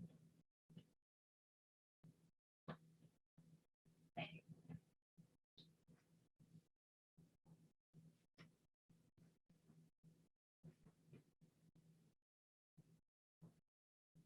Is that all? Are you finished? I said thank you. Oh, Yes, I'm done. thank you. Okay. I just have a couple of questions, Athena, and actually, regarding trustee Keen Adams' comment about doing passports in the boardroom is a really good idea. I thought we had a passport office. Am I missing something? No, we do, but in order to process passport applications, we require that the applicant remove their mask so that we can verify their identity. So it's a we would social recommend- distancing issue, right? Correct, yeah, exactly. If we have a family of 4 plus staff, then they need to remove their masks for us to view them. Okay, so for larger passport requests, you'll use the boardroom, but we'll still be using the passport office? Or no, not at all? We could do that for smaller individuals. No, I'm just asking, no, I'm trying to understand your plan. I'm not asking you to change it for me. I'm just trying to understand. So you're gonna just switch to the boardroom to handle this? Is that what the plan was? I wasn't aware of it. So I wrote this during the time before things had started to stabilize. So if things continue to progress in a good fashion, we could go back to the passport office. Oh, no, but I understand. I totally understand the reasoning. Okay, thank you. No, that's fine. And then I had a question. You were mentioning the number of returns and wasn't sure I was totally understanding. I think you said something like 5,988, I believe, returns January through April. Are those books that came back to us, or does this have something to do with CCS? I wasn't sure what that number Sure, represented. it's gonna be a combination of both that we're Okay, physically checking in that would have to be reshown. okay. And that was from January through April, there were 5,988? Is that was the total? So in January, we received 19,805, and in April, we received 30,847 items back. Okay, so I'm not sure what 5,988 was for, but again, were these returns due to the fact the library was closed and you weren't accepting returns? No. So the drop off, I thought we shut down the drop off. Am I mistaken? That was prior. Prior, so, The sorter was shut down for a while, and then we had books being delivered into this store right here.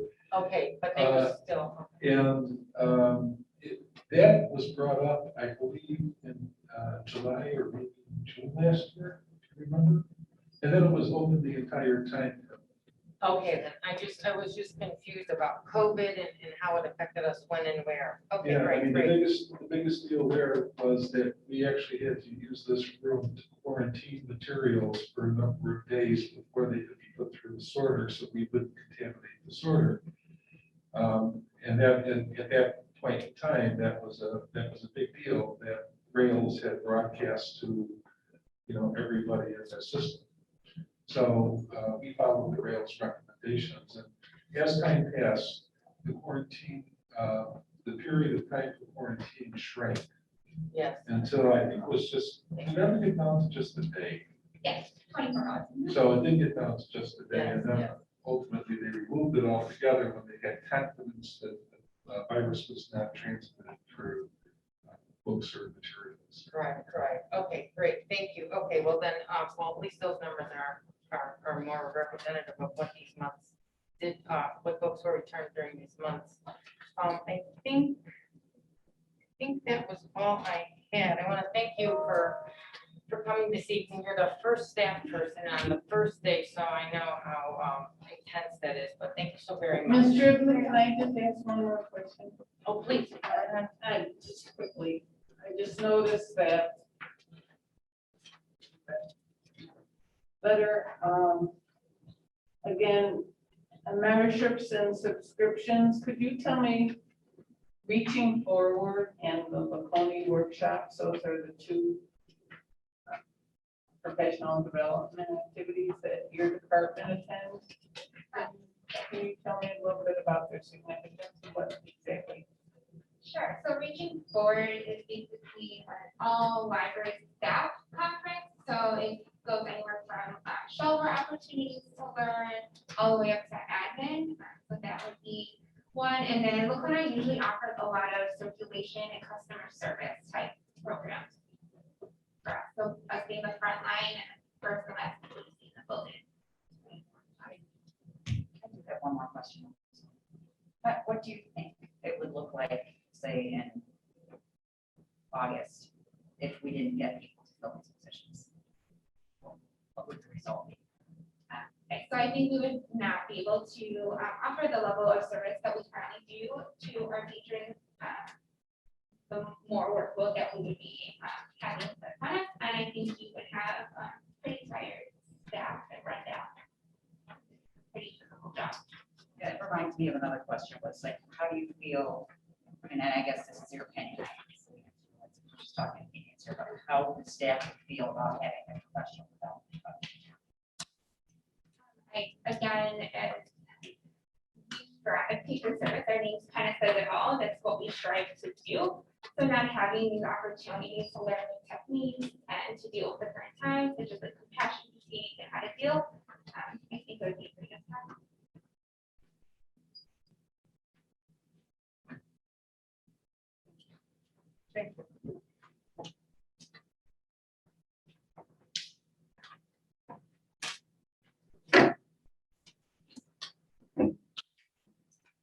Our third department on the agenda is public relations. Center for Public Relations is Sasha Vasilic, if I'm not killing your name. The supervisor, I don't have my notes in front of me. Is that your title or? Yeah, public relations and marketing. Okay, thank you.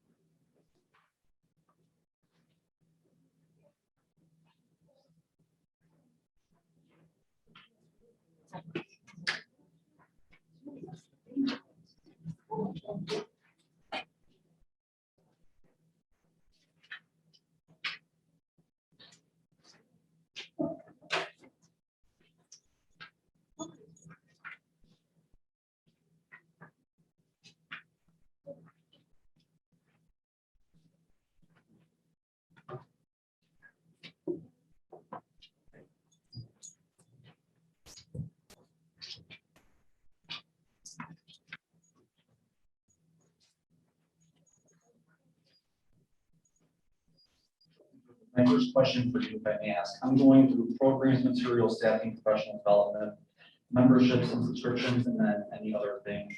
That's part of my department. I just wanna make There sure were, that there I'm on were track. 5 Okay. pages, I Perfect. believe, that were critiqued, and I thought that those same pages would be helpful if the departments, voice their concerns and Yes. shared information. I just have one question for you. Yes, We did request that public relations be separated from marketing so we could get a better handle on what happens in what department, but I see these pages are still combining both. So we don't have a separation of public relations. I'm sorry, trustee, are you talking about the program? Well, any of the costs that are associated on these 5 pages were called public relations and marketing. So we asked that they be separated, public relations and all that that entails, and marketing and all that that entails, so we have a better idea. So were you unable to do that for us tonight? No, so what I have for you there is, it's a single sheet that has a few bullet, I gave two things. One is all the program information. The other is a list of the duties that we do in regards to public relations. Everybody receives a single copy of that. Yes, yes. So then programming expenses and, let's see, we have professional development. There isn't much in subscriptions, but for example, promotional, like, is that considered all marketing?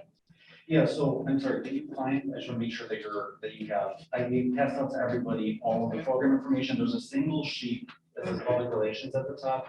I just want to make sure that everyone is. So that's the only one for public relations? Yeah, so public relations, Yeah, I'm sure I have it. okay, so public relations, I can't really associate a cost besides my time when it comes to public relations. I would not consider any special events, or let's say the promotional items that I have requested for next year's budget, so it has to do with public relations in particular.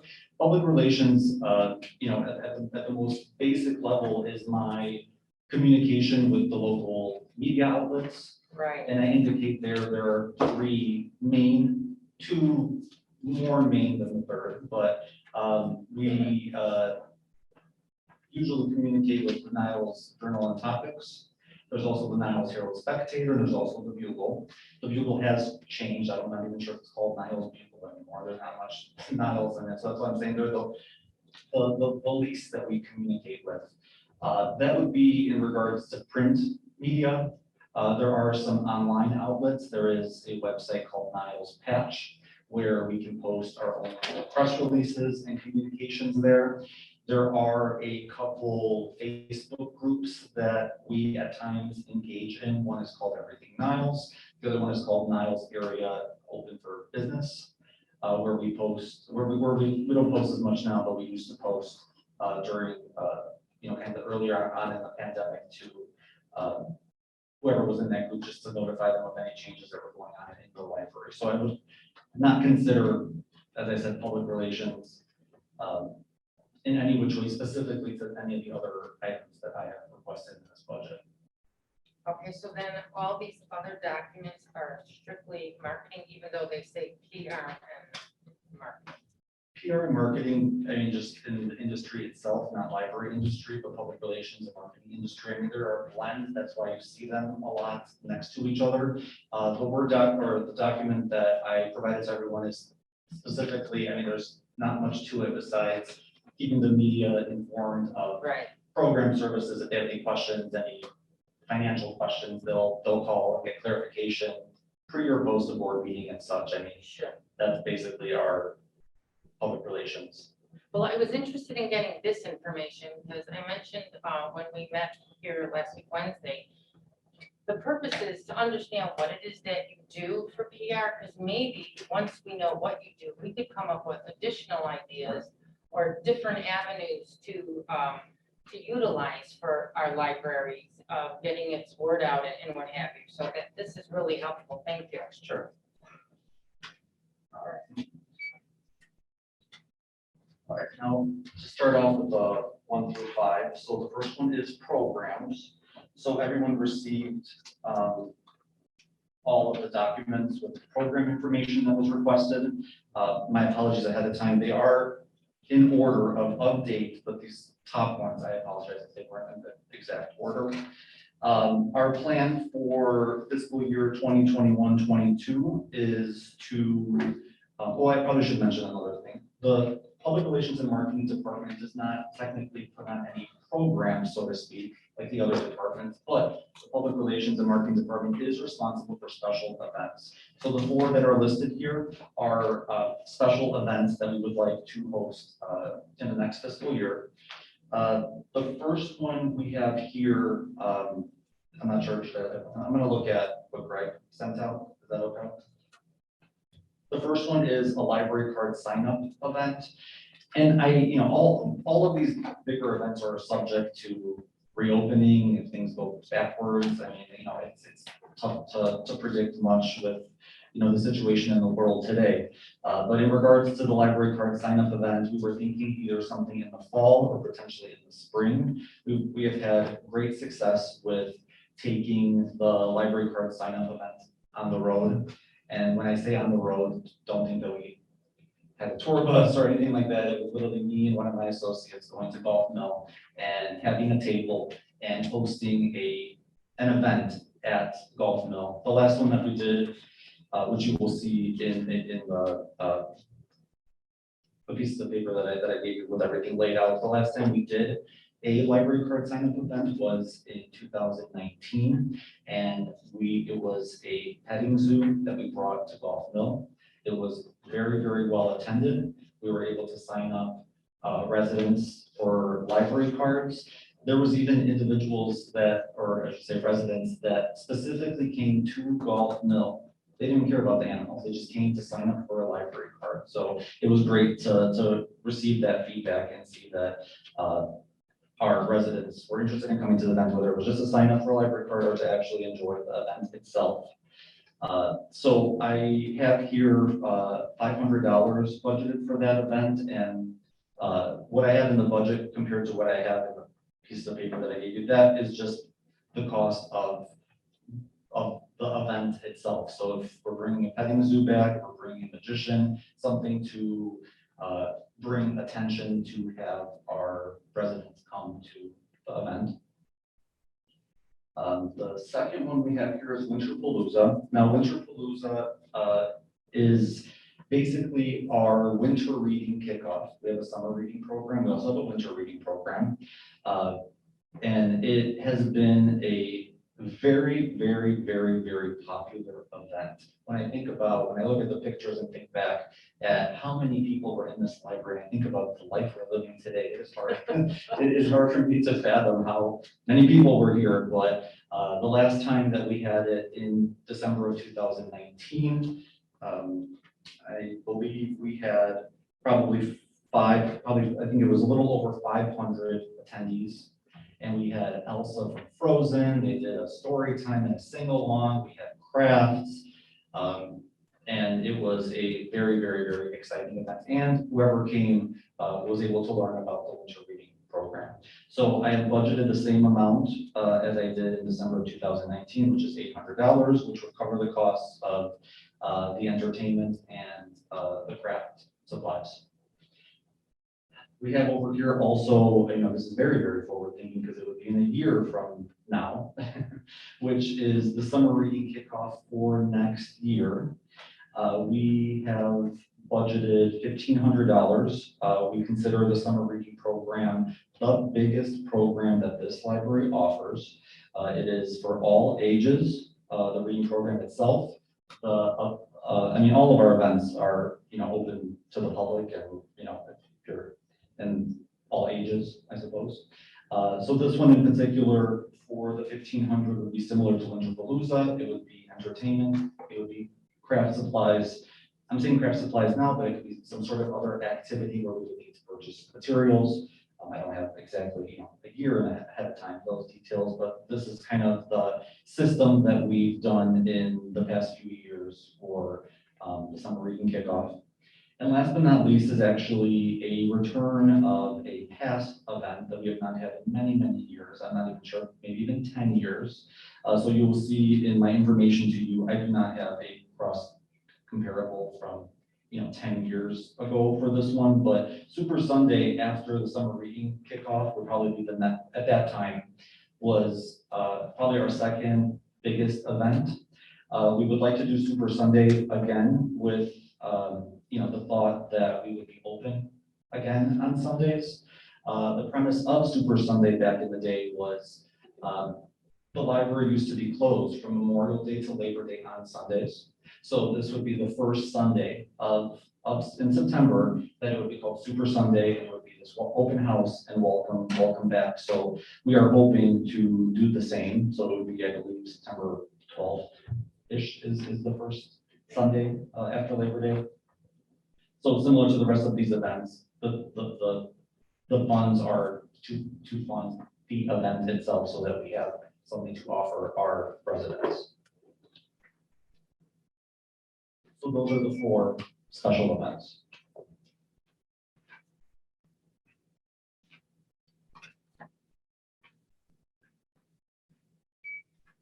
Alrighty, so number 2 is materials. I did not purchase any materials, so we'll be moving on to number 3, which is staffing. The current staffing structure, and we've had this staffing structure, I'll probably say for the past 6 years, it is a department of 4. There are 3 full-timers, myself, graphic designer, public relations and marketing coordinator, and we also have a part-time multimedia assistant.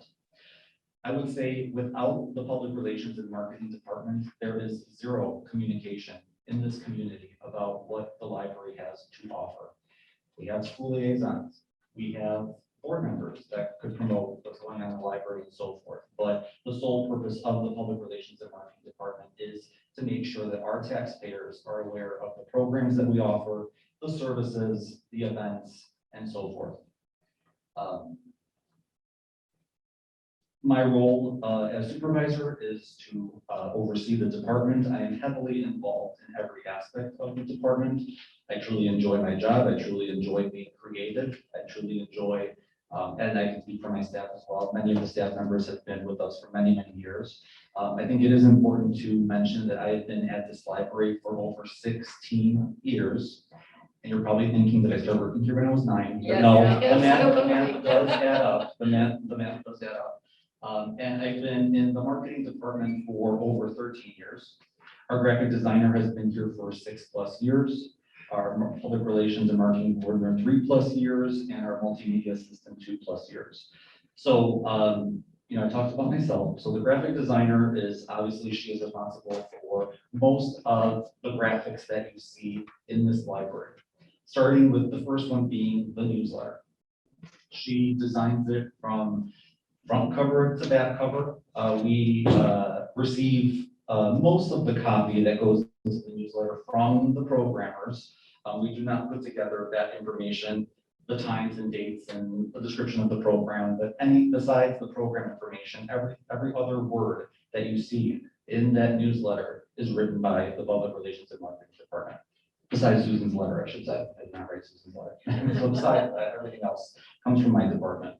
I am extremely blessed to have someone, her name is Annette, who is our graphic designer. She has been a graphic designer for, I believe, over 25 years, and she is truly amazing with what she comes up. And I'm extremely proud of the graphics that she does for this library.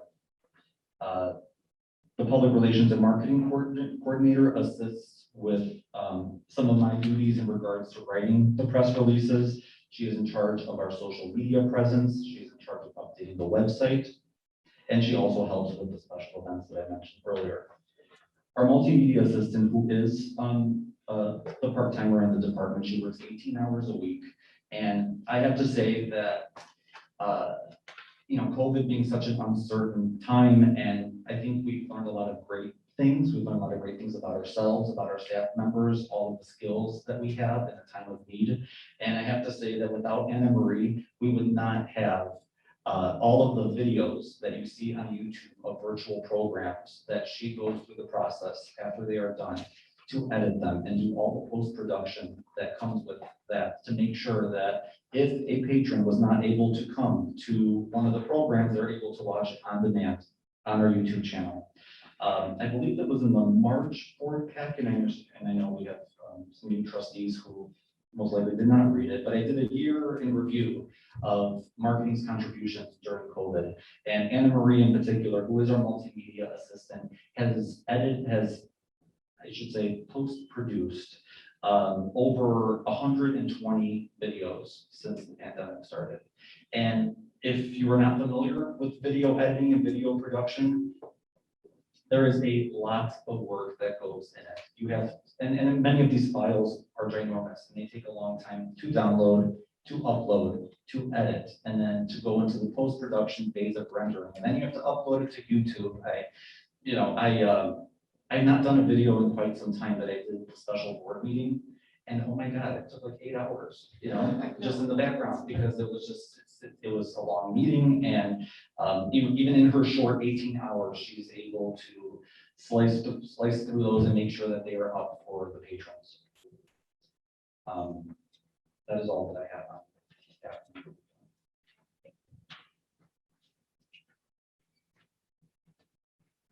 So number 4 is professional development.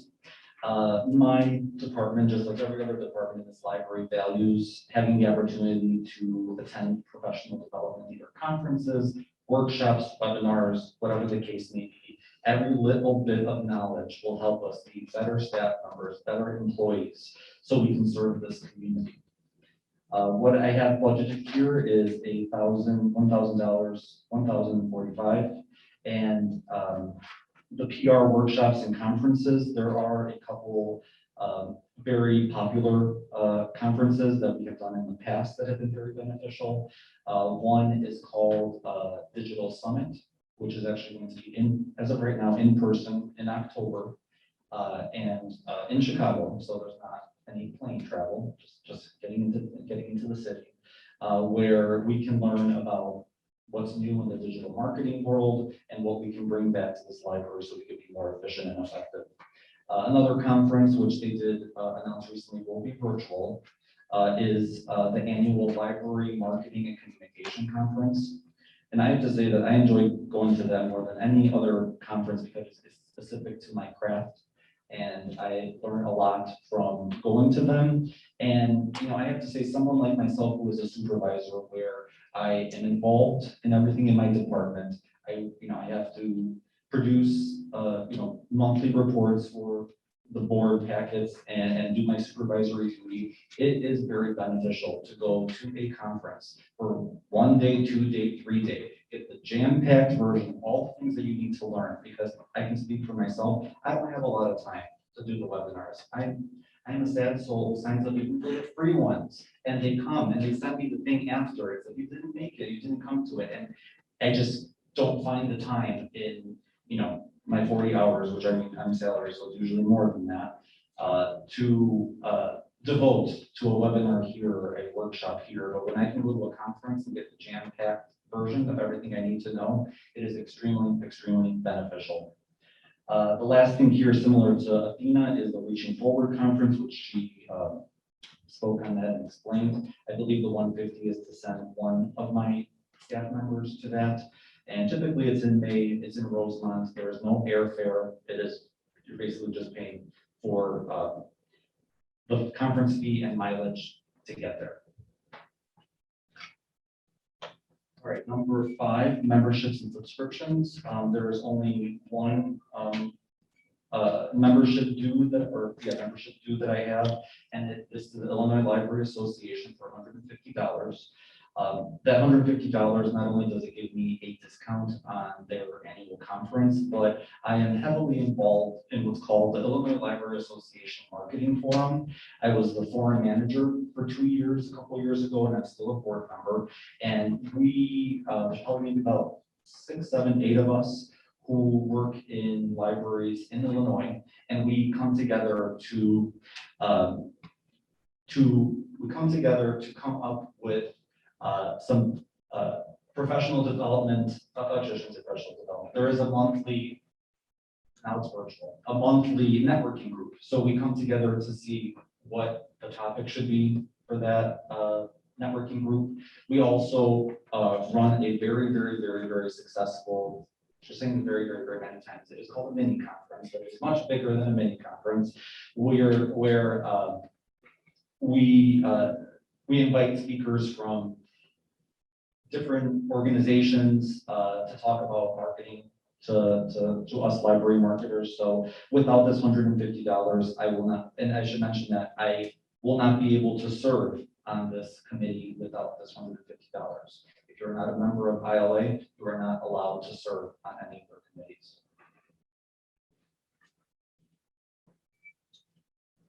Number 6 is promotional.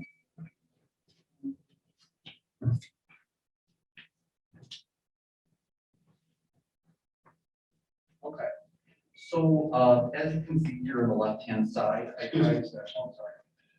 just want to point out that after item 5, there were 3 or 4 items that I added, and I just numbered them sequentially following it. I know that you didn't have numbers associated with them, but I think I couldn't think of a way to present them as a budget. All right, thank you. So just to kind of, so it's easy to see kind of a broader spectrum of what I'm asking for here on the left-hand side in bold. So I'm sorry, trustee Durga, if you can help me. Am I going line by line of every one of these, or am I getting over to any of those You're on questions? number 6 promotional. Yes. I'm following your. Okay, perfect. So just to kind of go over, I'll try to kind of get through this. So we have advertising, and I have to say, we don't do any advertising like in a newspaper or in magazines. I don't want the thought of advertising being that we're, doing ginormous billboards on 294 or anything like that. They are basically the two things that you see here. The first one being social media ads. One thing that I want to mention that was in my narrative, there are many, many, many marketing tools that we use. Oops. I told everyone I had a chance to go close, now I'm not too close. My apologies. My mentor told me when I started in library marketing, she's like, Sasha, marketing is like a pinball machine. You pull the lever and the little ball hits all those different areas. And that is, all those areas are marketing tools, whether they be the newsletter, social media, website, email marketing, posters in the library, posters in the community. Those are all touch points. And believe it or not, you can't see one touch point and be like, voila, I'm gonna go to the library. Sometimes you have to see the same program. The reminder of getting a library card with the campaign that we did, the Best Deal Ever campaign. Keep getting that reminder to see the importance of getting a library card, for example. So when it comes to social media ads, so we have, there are probably 3 or 4, I would say Facebook, Twitter, Instagram, and YouTube would probably be our social media platforms that we communicate with our residents the most. And I would say Facebook in particular, but then there's also Instagram, where once upon a time when Facebook first started, is you would put a post and everybody would see it. And as time went on, in order for more people to see it, you have to do what's called boosting the post. And boosting the posts, are relatively inexpensive. It's not thousands of dollars. You can boost a post for $5, you can boost it for 10, 20. I don't think we've ever done anything more than probably 20, maybe $50 if it was something that was very, very important that we spread the word on. So what I'm asking for here is $500 for the whole fiscal year, where we could potentially boost at least 2 or 3 of our messages to our followers and beyond. What's great with the social media ads is you can choose the age range, you can choose zip codes, you can even choose interests. There's a lot of detail there. So that's where social media ads are. I'm not sure if it's mailed out. I know that we have it here at the library, but the chamber just came out with their annual guide. And we are featured, trustee McCool, I heard some of your comments earlier. I think they do charge for that publication guide, whatever you want to call it. They do charge to be featured in there. And we are lucky enough that they gave us half a page, which I just say is an article. So not even just like an ad, an article that talks about why the library card is the best deal ever. There's a picture, it's beautiful. I think they did a great job with the guide. So that is actually an example of the chamber giving us a platform for free. What is this guide? Is this something they mail out to everybody in Niles, or is this something that just is presented to the people at the events? I think, the chamber would have to speak on that. I think that it is mailed out to every resident in Usually Niles. when they have Rose's event, they have a booklet and sponsors. And Exactly. booklet. That's what I believe this is about. Correct. And the only people that see that are the ones that attend that. Okay. I believe that I'm not sure, I think that the guide, that what you're talking specifically, which is what this 250 is for, is to be featured in the Niles Night of Roses guide. I do believe that it is posted online as well. I'm not sure, I don't work for the chamber, but I think it might be a little bit more than just who attends there, but that is exactly what I'm asking for here for the 250. In regards to community engagement, we do a lot of community things. Every department does a great deal of community engagement in some which way or another. I would say from all this community engagement lines here, the most expensive is going to be the 4th of July parade. When I put together my budget, similar to Adina, it was a few months ago with the understanding of the parade may happen, it may not happen. We heard last week that it will be happening. So I budgeted here $2,000 that I typically budget year after year, which covers the costs of what we need to participate in the parade, but also we are probably one of the most popular attractions at Granite Heights Park after the parade. We bring the same games that we have in our department, sorry, sir. The parade is not gonna be at the park at all, it's just gonna be. the Correct. parade. I don't know if you're aware. I am aware, sir. But I was explaining that when I put these numbers together, it was with the assumption that things would be like normal. So specifically, I think there was a question that was on one of the sheets. What goes into the $2,000? So what goes into the $2,000 is staff members are encouraged to participate in the 4th of July parade. Sometimes they come with their little kids, their family members, and we get t-shirts, so we have one unified look. The $2,000 also covers, sometimes one year we passed out fans because it can be very, very hot at the 4th of July. Sometimes we are just throwing candy into the crowd, but also the $2,000 covers any prizes we buy for the games for, as I mentioned, a very, very popular attraction at the Granite Heights Park. So yes, trustee McClure, things are different now, that's not the case, but I'm just explaining the number that I put in originally. We have also here, the Village of Niles has like a new resident. I called it buckets because they moved from, not sure what it was before, but now Home Depot donated those giant orange buckets. So, so with that said, what we had some leftover mugs from one of the winter reading programs, and we have been giving those mugs as what a new resident would see in the buckets. If you've been to Home Depot, if you've seen them, they are very deep. And I feel like if we put this pen in there, nobody would care and nobody would look.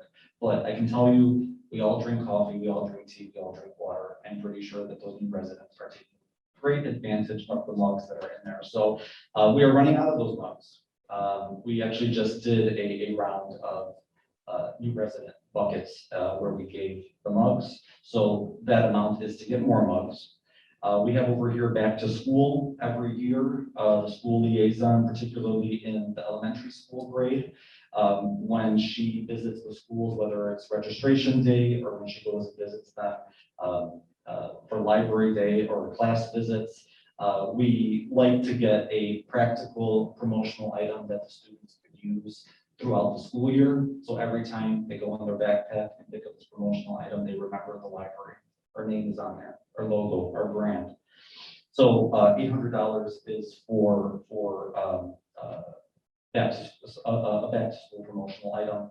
I do also have here pens, notepads to have for, we hope with things reopening that we will, be able to go into the community more and be able to pass out pens or notepads, just something that our residents can leave our table, besides hearing all the wonderful information of the library, that they could leave with a promotional item as well.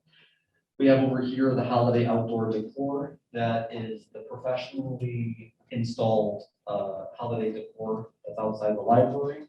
That includes wrapping up the trees that are by the veteran benches. I think we also have like a wreath and a garland on the front, so that's what that cost goes to. Library cards, very obvious, it's to make sure that we always have library cards on hand. We do have 3 different kinds of library cards. We have an adult version, teen version, and a kid version. On the next page, merchandise, I have over here tote bags, flash drives, earbuds. So we do sell, we started selling tote bags when we stopped giving out plastic bags as a way for if a card holder is checking out a lot of materials. We don't want those materials to be damaged. We don't want anything to go wrong with the materials, so that we like having the option that they can purchase a tote bag with our branding on it that they can use for groceries. I mean, there's definitely use for that. Flash drives and earbuds are sold downstairs in our digital services area at the tech desk. And that the flash drives and earbuds are mainly for if you're working on a project in our digital media studio and you need to save it for whatever reason, saving a document, working on a resume and so forth, you can purchase a flash drive. And then earbuds, obviously since we I'm not sure if there's any speakers down there. So in case you want to hear something that you're watching on YouTube or something like that, to have the earbuds. I would talk on the summer reading program and winter reading program collectively. So, and this is actually probably something I should have explained from the beginning. A lot of what you see in promotional, like the merchandise, I don't sell the merchandise, but I do purchase the merchandise because it has our branding on it. So it does go through me. So I don't sell it. I don't do any of the, when it comes here, I give it to whoever needs to see it, exactly. And when they need more, they come back and they ask me. So for the summer reading program, you'll see a lot of similar things here. So I think for the youth, teen, and adult branded prizes, like I said, everything that has our logo comes through my department to get purchased. So I think once you meet a certain goal in the summer reading program, you do get one of these prizes. So that is that. There is also here. We have a lot of volunteers. I mean, Olivia, you mentioned that you used to be a volunteer for the summer reading program. As a little token of our appreciation, I believe the last time we got water bottles for them with the library logo on them.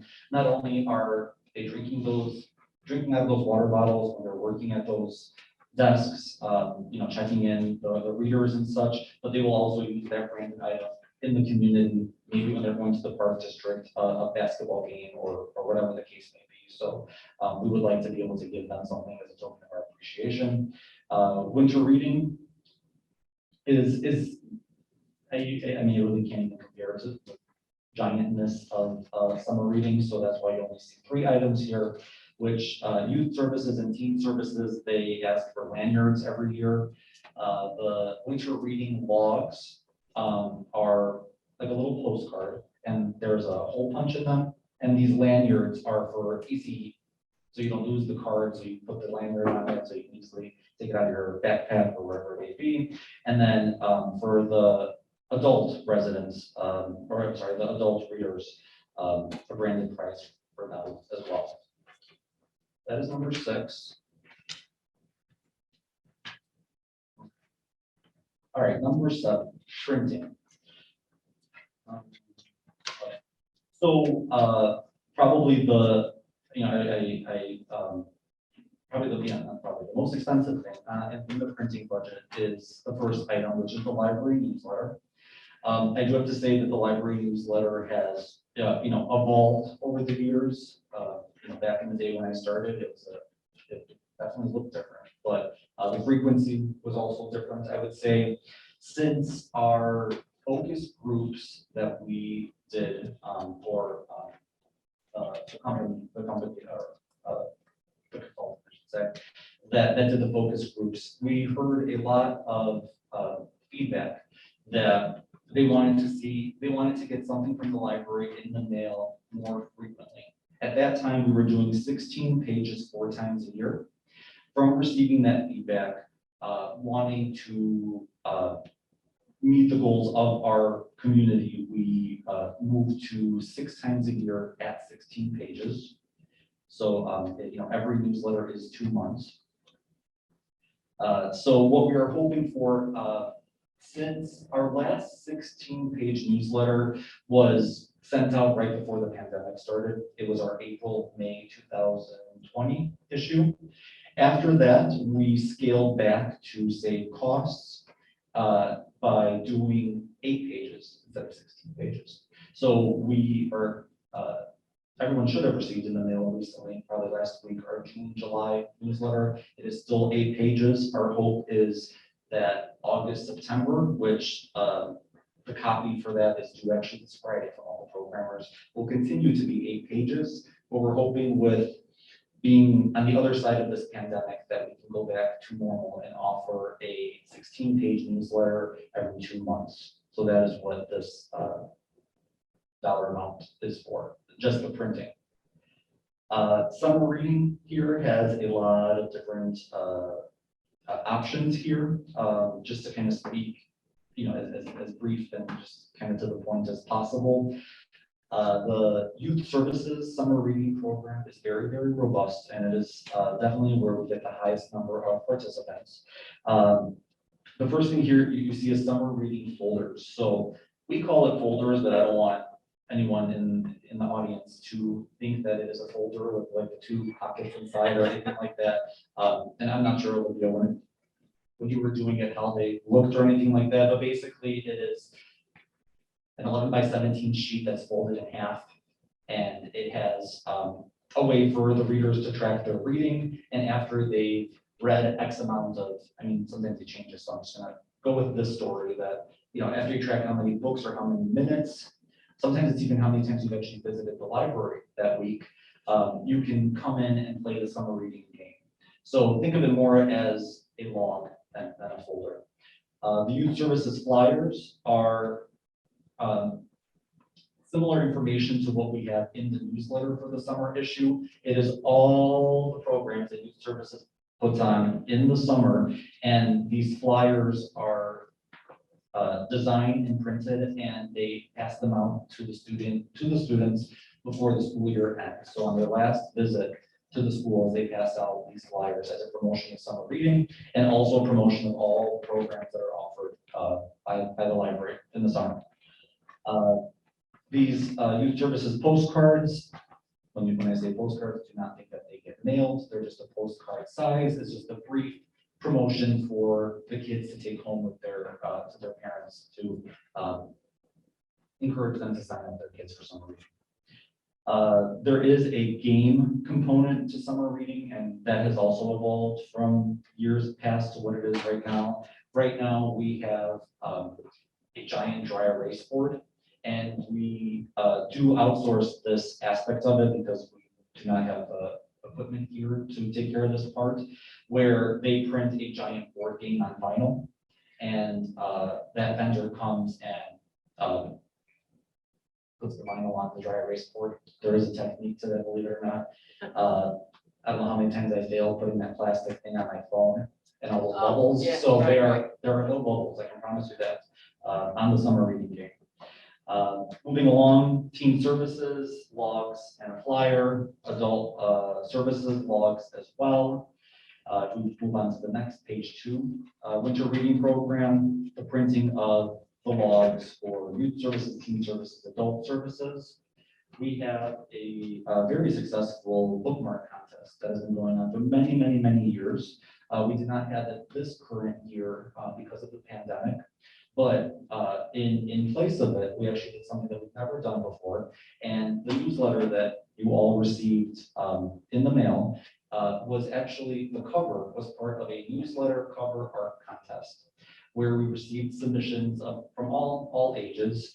And the winner, who you see on the cover of the June, July issue. So instead of having a bookmark contest, we did a newsletter cover art contest instead, which did not have any financial value in regards of printing the specific cover or anything like that, but we would like to go back to doing the bookmark contest, which we get, I believe, hundreds of submissions for and that's K through 12, I believe. Lots of beautiful stuff, very hard to choose a winner. We have a lot of talented kids in our community. So the $500 here is to professionally print the bookmarks to a bookmark size. There are some variables. Sometimes there are 10 winners, sometimes 11, sometimes 12. So the $500 is to print 3,000 total bookmarks.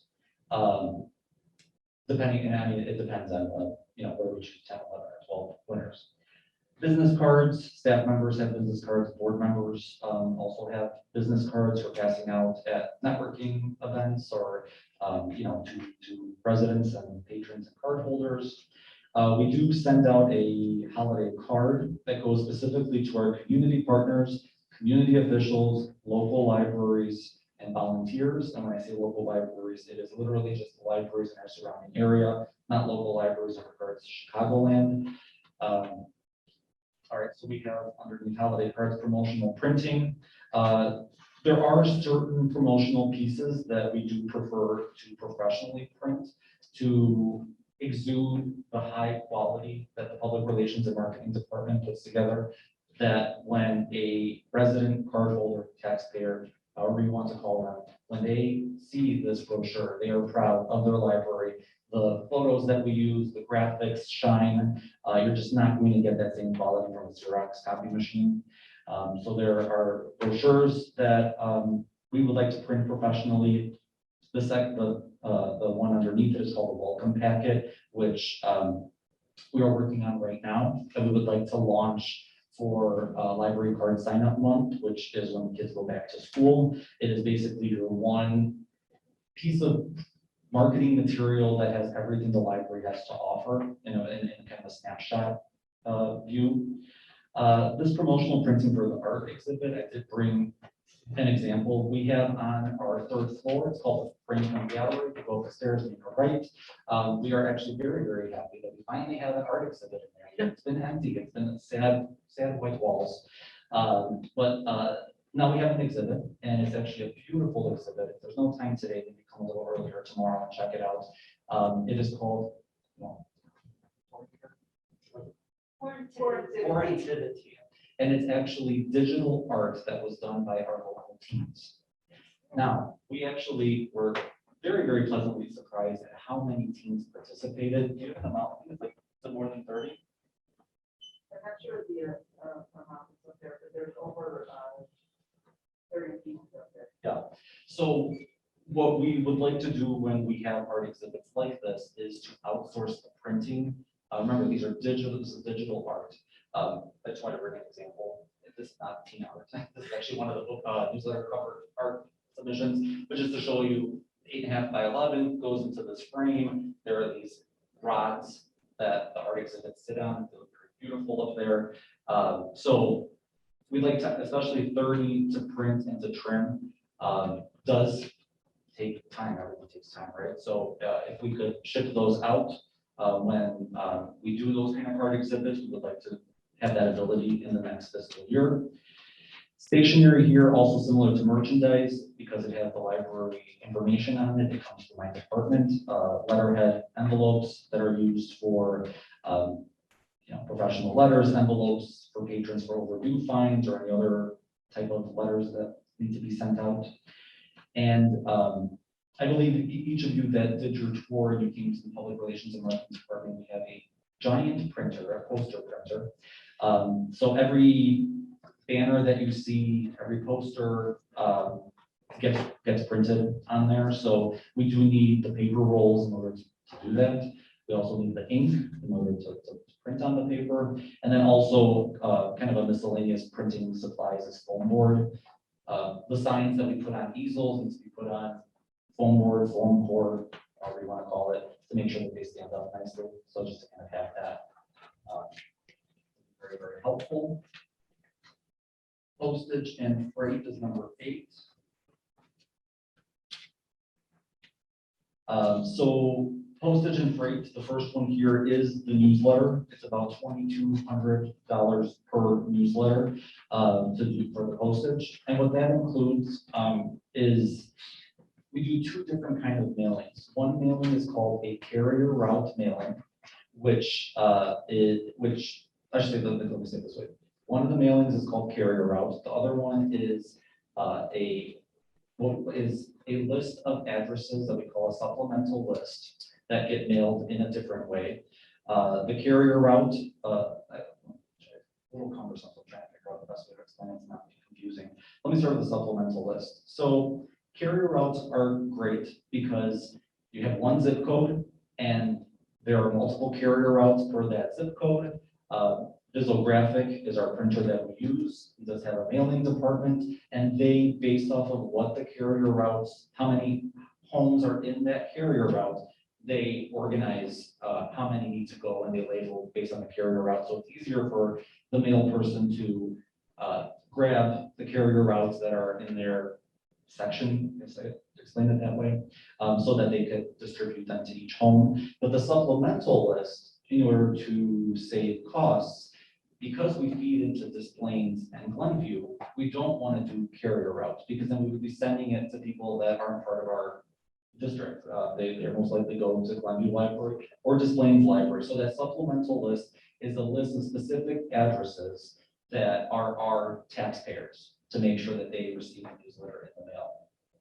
I do have to say, I believe it was a few years ago, that supplemental list was much longer. Anybody that wanted to be on it, we sent it to them. We have scaled back. There are about over 2,000 addresses in there, and I went line by line to make sure that they are in our district, and also made sure that patrons that weren't taxpayers were not receiving this. Businesses do not receive.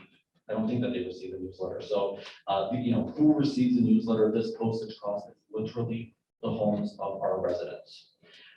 Miscellaneous postage, we would like to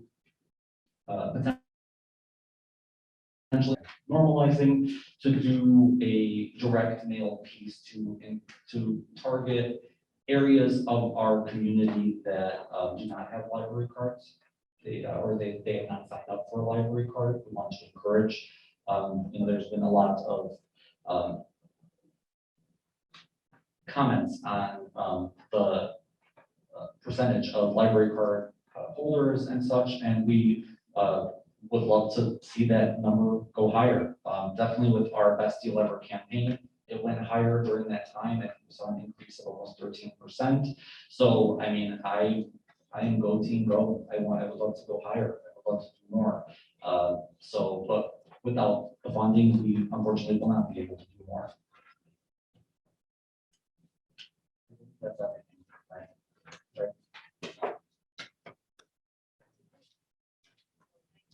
All of that. So now we can start with questions. Trustee McCool, do you have any questions for? Yes, it wasn't very long ago that this newsletter came out quarterly. And do you have some feedback, or do you do some type of research, market research, to determine does it actually bring people into the library? And the other possibility is, I'm suggesting that we go back to quarterly, and then we go online monthly and update.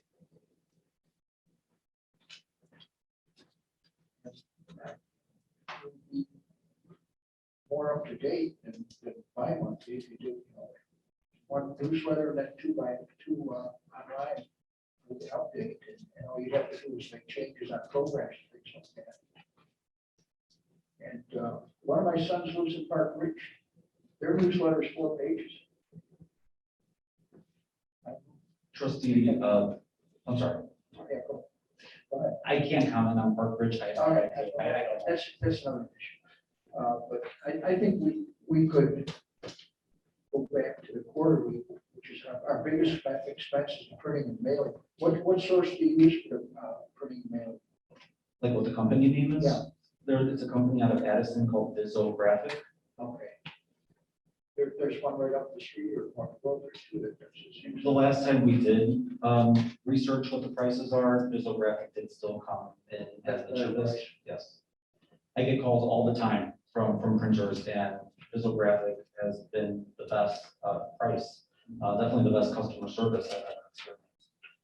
In regards to some research, it's on page 329. There is a screenshot and some information from the survey that was conducted a few months ago to get patron feedback of their comfort level with COVID and what they are expecting of the library in the future.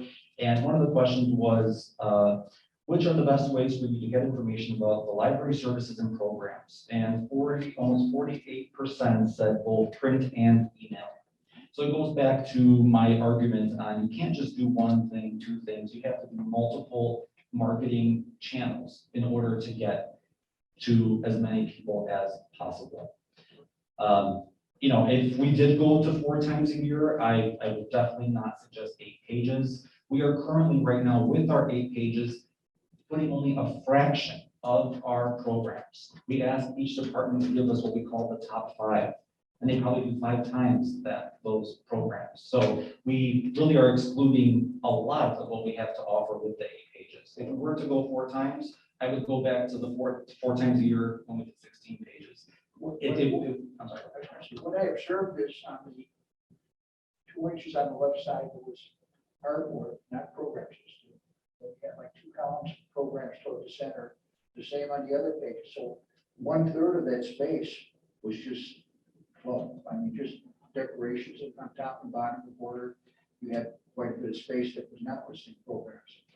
Sure, I mean, with all due respect, I think it is important that the newsletter looks a certain way. I can tell you whether it matters or not, that this library does one of the best library marketing that you can see in Illinois. Our award with the John Cotton Dana Award, which is the most prestigious library communication award. I'm not sure if it's worldwide, it's definitely throughout the United States. So we definitely pride ourselves on the quality that we put for this library. And, you know, none of us are millionaires working here by any means, but it's because we love working here. There's probably in the 16 years that I've devoted here, I'd probably say my first most committed thing is T-Mobile, the second is the library, and the third is my wife. So that's how much I love this library that I've been here for 16 years. I am young, I could have gone to many other places. I love this community, I love the staff is family. And what we do here, I don't remember the last time I had a boring day to say, oh my God, like, is it 5 o'clock? Usually it's 6 o'clock and my wife is texting me, where are you? So we really love what we do here. And, you know, with the newsletter, whether we do it or not, whether the board decides to go in a different direction, I mean, the marketing department has more than enough to do to keep us busy.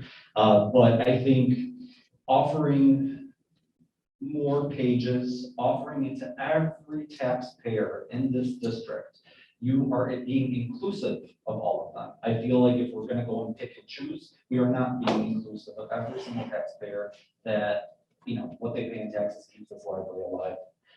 That's my opinion. And that's not even because I'm a supervisor or anything like that. That's just as just kind of.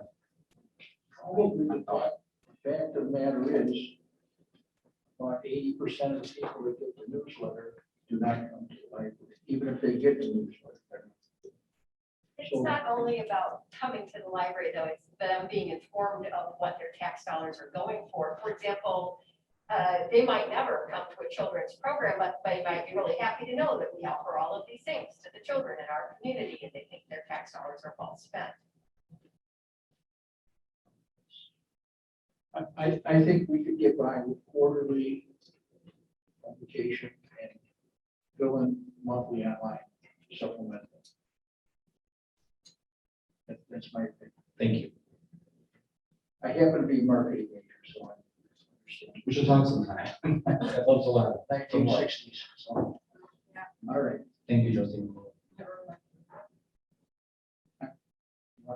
Who's next?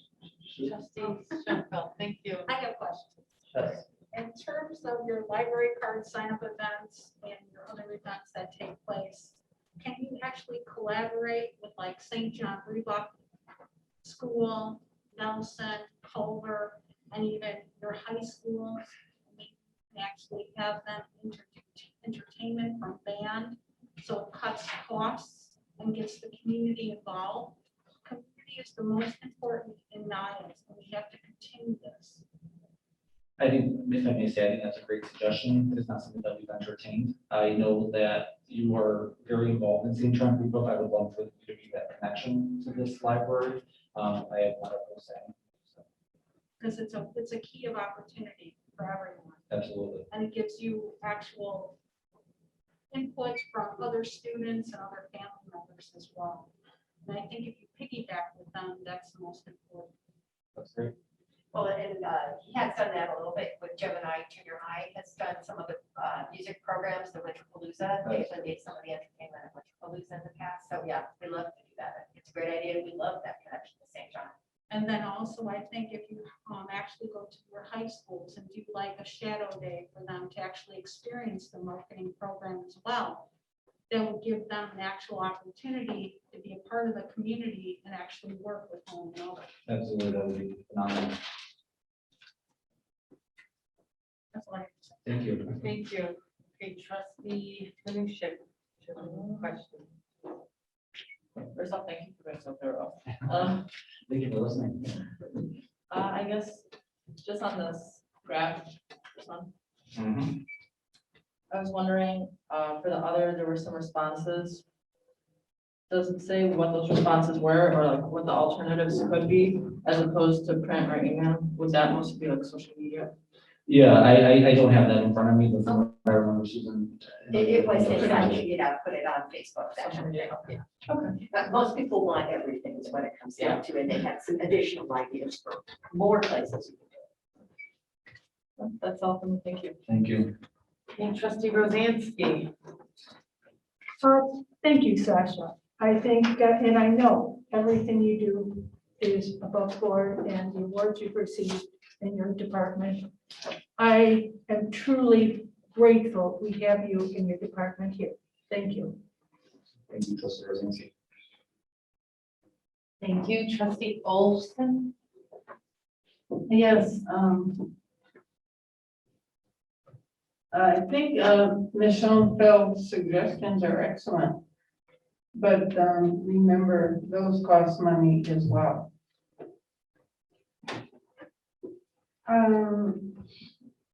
Looking at Sasha's printouts, I noticed red words at the bottom. Library card sign-up reduced, winter cruise reduced. Reopening celebration eliminated.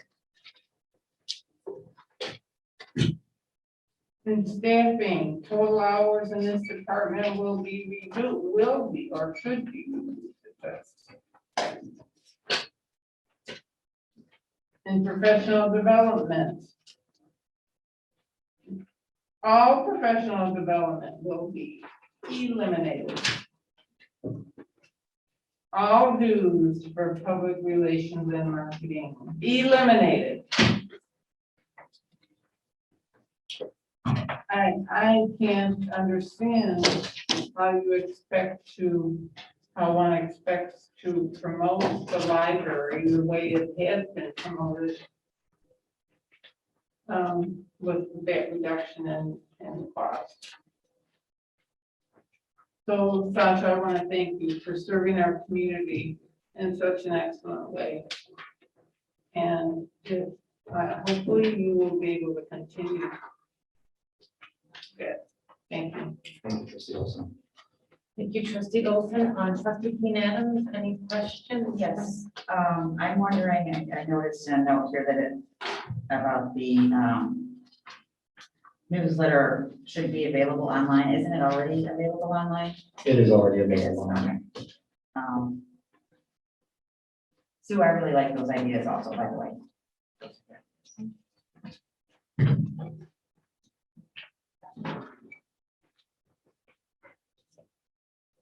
Yeah, I did have a question about the 18-hour position. It looks like, just one page, it looked like that was being omitted in the notes that I saw. Or if anyone knows the answer to that, just let me know.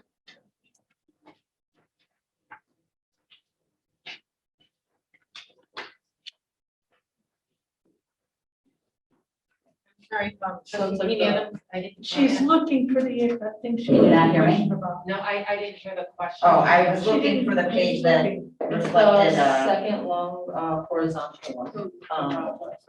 about cutting staff. Yeah, I think the first page says programming, there's no number 2, and then number 3 is staffing. Thank you. I think it's this, sorry, horizontal. No, all right. There's so many.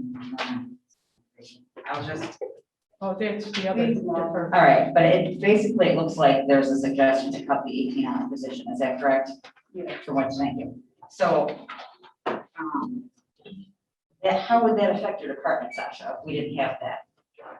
I think that it would greatly affect my department. As I mentioned earlier, the staff member in that role has done over 120 of editing and doing the post-production of these virtual programs so that they are available, as we call, on demand. We're actually getting bigger value, I think, by having a staff member to do that, because not only did the people that attended that program see it live, but if you missed it, you want to see it again, it's a historical one, and you missed a detail that you want to learn, having that ability to go on our website, as I mentioned, it's called the on-demand webpage, to get the list of the programs. We would not be able to do that anymore, I don't think. Is she also responsible for posting the meeting videos the next day? She is. Okay, is that even a possibility for her schedule? She's only here 18 hours. Is she here the day after the board meetings to be able to do that? As I mentioned with like the special board meeting in particular, she is not here on Tuesdays, so I had to multitask between two different computers to get the job done. I think it's important to note that. Let me just see if I had anything else. Thank you.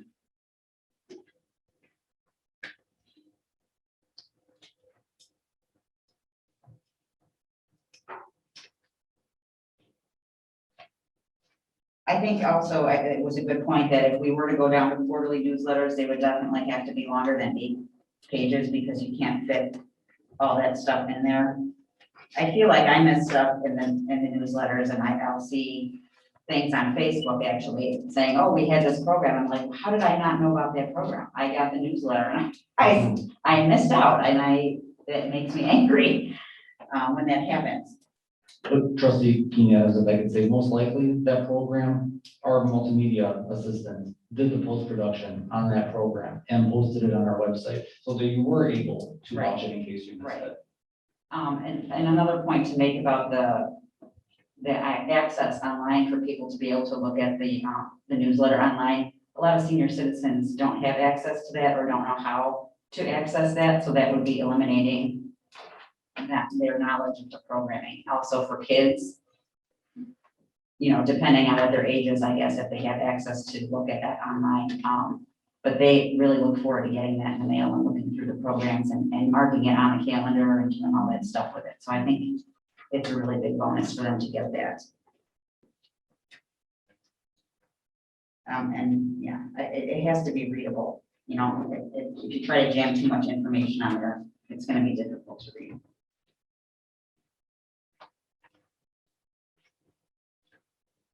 Becky, can I ask one question? Sure, go ahead. While you're looking. Yeah, for stuff? thanks. God, now I'm trying to think. I know. The program that's going on tonight that I had to miss with the author, is that going to be on there? It should be. Now, I do have to say, with having a very known author, there may be different rights and stuff. I do have to say, escapes me a few authors that we've had recently where we did have the rights to have. Well, like Coben? Exactly, yeah. Did you have the rights for him? Yes, we did. Okay. I think that might even still be on our YouTube channel. So Oh, I'll tell you, that was webpage. a fantastic program. That's why I was disappointed I couldn't see it tonight. So I would say most likely, but I didn't negotiate the contract, so I'm not sure. Okay, thank you. I have some information on that. The publisher objected to recording the interview, as I understand it, so it won't be online. Okay, so I missed it. So be it. Okay, thank you. If we could get back to this discussion. I Thank did you. have a couple of She was questions. I had She to say has, one more she comment, has Carolyn. one more You're question. not finished? Okay, please continue. Thanks. It's just one more comment. I just wanted to mention that the Facebook or the social media outlets, even though they can't be measured, and maybe a reliable way, it doesn't mean that they aren't effective. I think we've all seen the results of what can happen on Everything Niles Facebook page, so we know it gets out there, people see it, and especially parents, I think, are able to see that very easily and use that social media a lot. So I think it's a good way to go. Thank you. I'm sorry. In terms of your library card sign-up event, do you know how many breakdowns in terms of how many students, adults, and so forth attend these events? I wouldn't have the information for the last time we did it, but if we do it again, I'm sure we can include a process of getting that information. Because we would like to see a breakdown as to who attends and how many people attend. Thank you. Do you measure later on, let's say you issued 200 cards, you go back, let's say, and 6 months later, look at how many people have actually used those cards?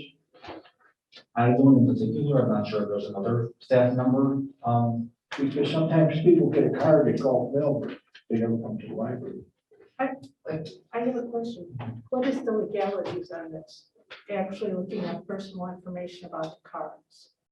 Is there a? Staff could do that. Staff can do it, but as far as giving that information to us, really, is that legal? Because I know there are some legality issues here. We can only give you broad numbers, but Right, I don't that even would know be if that's, I don't know if that is something that's available. That's more of Cindy questions. She's the one that manages all our yes. Thank you. Also, is there a possibility maybe to communicate more often with regular library patrons? Because you and I know that probably 80% of the people in this district do not use the library. And if we get those 20% more informed that are attending the programs regularly, I don't know, maybe a supplemental mailer or something, or just, quarterly to everybody and, so I mean, we try something new ideas, maybe more effective, maybe less costly. Instead of, How do we know that 80% don't use it? do we know exactly how many library cards were used, let's say in the year 2019 when we didn't have COVID? How many different cards, how many different persons used the library by the number of cards? We don't care. We have those statistics. Yes, we can get that number. I don't have it here, but we have the number of unique cards used in a year. And if we wanted to do an additional mailer, then that would cost more money too. Budget for that. Possibly. I've had residents tell me they come into the library to get information. They don't necessarily use their card when they come in here, each time they come in here. So by knowing how many card holders have been in here, you actually have to use the card to judge. I don't think we know how many residents. We have 58,000 residents. I'm sure we don't have more than 20,000 that are, and probably a lot less that are regular library users, that are regular users, and then there's users that maybe come once a year or something like that, or once every 2 years also, But that is We part don't of have- the I role don't of the think we have those trustee is to promote the accurate library in the statistics. community. That's going to be part of your job now, is to get those library card numbers up, get people in here, come up with ideas that will draw up the Yeah. public. Fandom Fest was actually a very popular event, but we didn't even try budgeting for that this year because we know how opposed you are to it. No, I thought last time you had Fandom Fest, it was pretty unsuccessful and that's why. No, Not at all. no, Not at all. The last one, I was here. Yeah, so was I. The It was last Fandom crowded. There Fest, was and all the kinds of attendance people was there. not relative to the first one. It was not the same, but it was still very But that was successful. the comment that was made to me by staff, so I wouldn't make it up. But if we're finished, I have a few questions. Are all the trustees finished asking questions? Because I'd like to jump in before we get off topic again. Regarding the comments of eliminating a position in marketing or PR, that was not recommended by me or Joe. The recommendation was that our current hours are 54, and for some reason, all the documentation said 70. And since we're still in the middle of this COVID, post-COVID situation, we're saying that the hours should reflect 54 until we get out of this situation. But as far as reducing hours, that's not telling one person you're out of a job. They should be proportionally decreased. And it would be absorbed by everyone on a smaller scale in the department. But where you decided that this employee is being told to leave is beyond me. So I don't appreciate that. Because again, here we go, starting all this fear and making false accusations, which is not true. Can I speak to that? And so many people have commented about that, not at this time. Okay, in addition, what I'd like to say for for the information you gave, Sasha, very thorough. I do have a question because I'm interested in the social media ads. I know we have them, I've seen them on Facebook, and you did mention there are 4 places where you list them on social media. I was wondering, could you give us a list of the social media ads that maybe took place in the past year? Because I've only come across them like accidentally, Sure. so I don't really know for sure where, what it is. Mhm. And then I had a question, when you were going through your programs, I must have been looking at two different sheets. Oh, here we go. It says your individual in-person program recap, and then you had, program expenses number 1, which is what you were reading from. This is what you were reading from, Correct. but for some reason, the cost of the programs on this sheet are not equal to the recap. For example, Super Sunday is 5, Super Sunday here is 1,000. Here it's 1547.68. Summer reading kickoff is 1,500 on this number 1 programs page, but on this recap, it's 2590.55. So are there other costs that are incurred? I mean, which one's the total? That includes the personnel costs that you asked everybody to go through and identify in their exercise. So the actual total cost of the program is here. Yeah, Because we do need staff in order for these programs to exist. So then I just want to make a point of mentioning that the cost of these programs on number 1 programs page, the legal side document, is really not accurate. It's the one off of here, which is the total cost, which I think is more relevant to us performing our budget. But I didn't know why there was a difference. But we should always go with the total cost because we do need the staff in order for these programs to exist. And I think that was the only question I had. I did have one more, but it escapes me right now. But trustee Keen Adams, did you have another question you wanted to ask? No, I just wanted to respond to what you said. Oh, by all means. So I just, I think you mentioned an accusation of eliminating program opposition and the word fear about things happening. And so I just want to give it a little perspective, I guess. When we receive these documents with all the comments written on them, it's not explained at all. So all we're seeing is, what has been prepared and then all these crossouts and all these suggestions. So I didn't know who made the suggestions or how many people made the suggestions or exactly, like you just explained it a little bit better. But we didn't have that information before you just said that. So we're getting all this information and that's what it looks like. It looks like things are being crossed out and But we. trustee Keen Adams, Let me it finish, was never please. said Let that me a finish, please. particular employee was losing her job. Okay, That is that was totally really, inappropriate. really, you didn't let me Totally cut in on you inappropriate. and you're cutting in on. Let her finish. You used to always get upset when people interrupted you. I'm just Well, I don't trying want to get off Huh? topic. Well, this She's is the on topic. topic. Let her finish. I'm trying to explain to you how it was perceived by us when we received it. I didn't have any explanation about what the thoughts were about eliminating. Because one page says you're gonna go down to 54 hours. Okay, that's on one page, right? But then on another page, it says that we're gonna be down 18 hours in this department. So I see that there's a position of one person who has 18 hours. So the logical connection is to think, well, that person's not gonna be here anymore because the explanation of reducing all the positions wasn't made to me until right now. And so that's why everyone is thinking that it's gonna happen. It's not because anyone said it. I'm not accusing anyone. In fact, I questioned it at length because I was looking for it. And I said, if anyone knows the answer, please let me know. I wasn't accusing anyone. I feel that I've come in tonight really pretty clear-headed and level-headed, and I'm asking questions and I'm trying to be respectful. And I think when things are put together in such a way that we have to meet together on such a short notice, 3 nights in a row, we don't have time to discuss with each other what is actually going on in the heads. Like I would really like to know what is the end picture that you have or you and Joe have, because I'm not sure who's been in on this, like who's making these notes. I don't even know, but like what does your library look like 2 years from now? I would like to, I think we should all get together and discuss these things before making Well, and that's why decisions. we're having budget workshops and budget meetings. But back to my point, it was never discussed in the meeting that Joe and I had with Greg Pritz that any specific positions were going to be eliminated. It was a matter of according to the budget, you're going to 70 hours, but we're currently functioning at 54, and we're still post-COVID. Okay, nobody's losing their jobs, but if there's gonna be cuts, then everybody loses a few hours if we're not gonna be open, but you don't eliminate positions.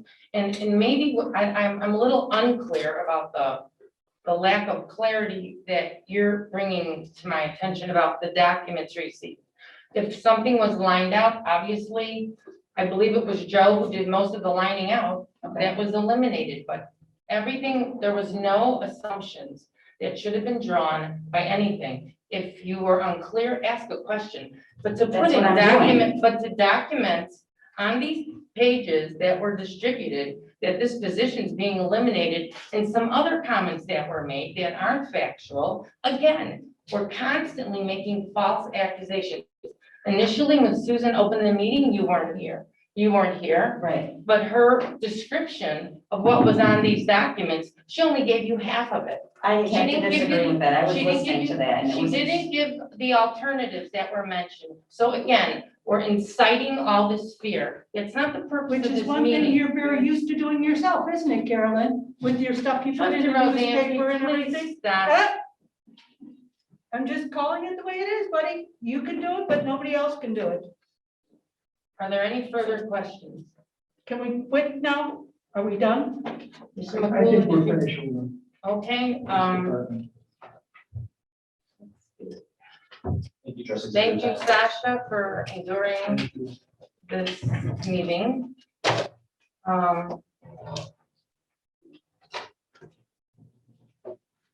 I can, Susan, I guess there were a few requests for additional information. Could you somehow coordinate that with the different departments? Like I asked for the social media ads for the past year. I don't know who. Yeah, I think Sasha wrote that down, yeah. Okay, and I don't know, were there any other requests? Sue had requests, so I guess my, thought we decided at one time that if one member receives a document, then we should all receive the same document. absolutely. But I'm just trying to coordinate the fact that the information will be obtained. Her just to do with passports, and Athena is looking into that, and those are the only two that I'm aware But Sue, did you have a couple things for Sasha? Yes, in terms of how many people actually attended the actual new library event. of. Yeah, but he doesn't have. He said anybody until doing the that, next right? one, he can't give you that information. And then what was the other? And that was the passport information. Oh, that was the thing. Okay. All right. And Susan, I guess what I'm thinking is, is that information that could be scanned and emailed to us? I mean, I don't know what's the. That's we, Honestly, I don't know, but we will follow. we up have on 3 it. more days or 2 more days with this. So I'm thinking at the end of it, if we can get the information sent to the trustees, either dropped off on Friday and emailed, that would be perfect. Then we can all review it and prepare for. We'll have- I we'll mean, have is everybody all almost- right with just emailing, because the dropping off is costing the library quite a bit of money. and As there's a long lot of as drop-offs. it's through our Niles library and you're sending it, so we know, okay, this is from Susan, we should definitely, this is my priority here. I prefer both. I mean, because I can't print all these documents. Okay, well, I mean, I think it's Well, mostly gonna be like single figures on some of these things, it's not a lot. But either way, I would But- prefer paper documentation dropped off and email so that we always have a permanent record. Maybe you can go pick it up If I could, I would, but unfortunately I can't. right now. All right, since there aren't any further questions, I would like to thank the staff for participating in our first budget workshop. We appreciate your time and your input, and if I could have a motion to adjourn, Motion to adjourn. Yes. second? I'll second. We are now adjourned. Who seconded? I did.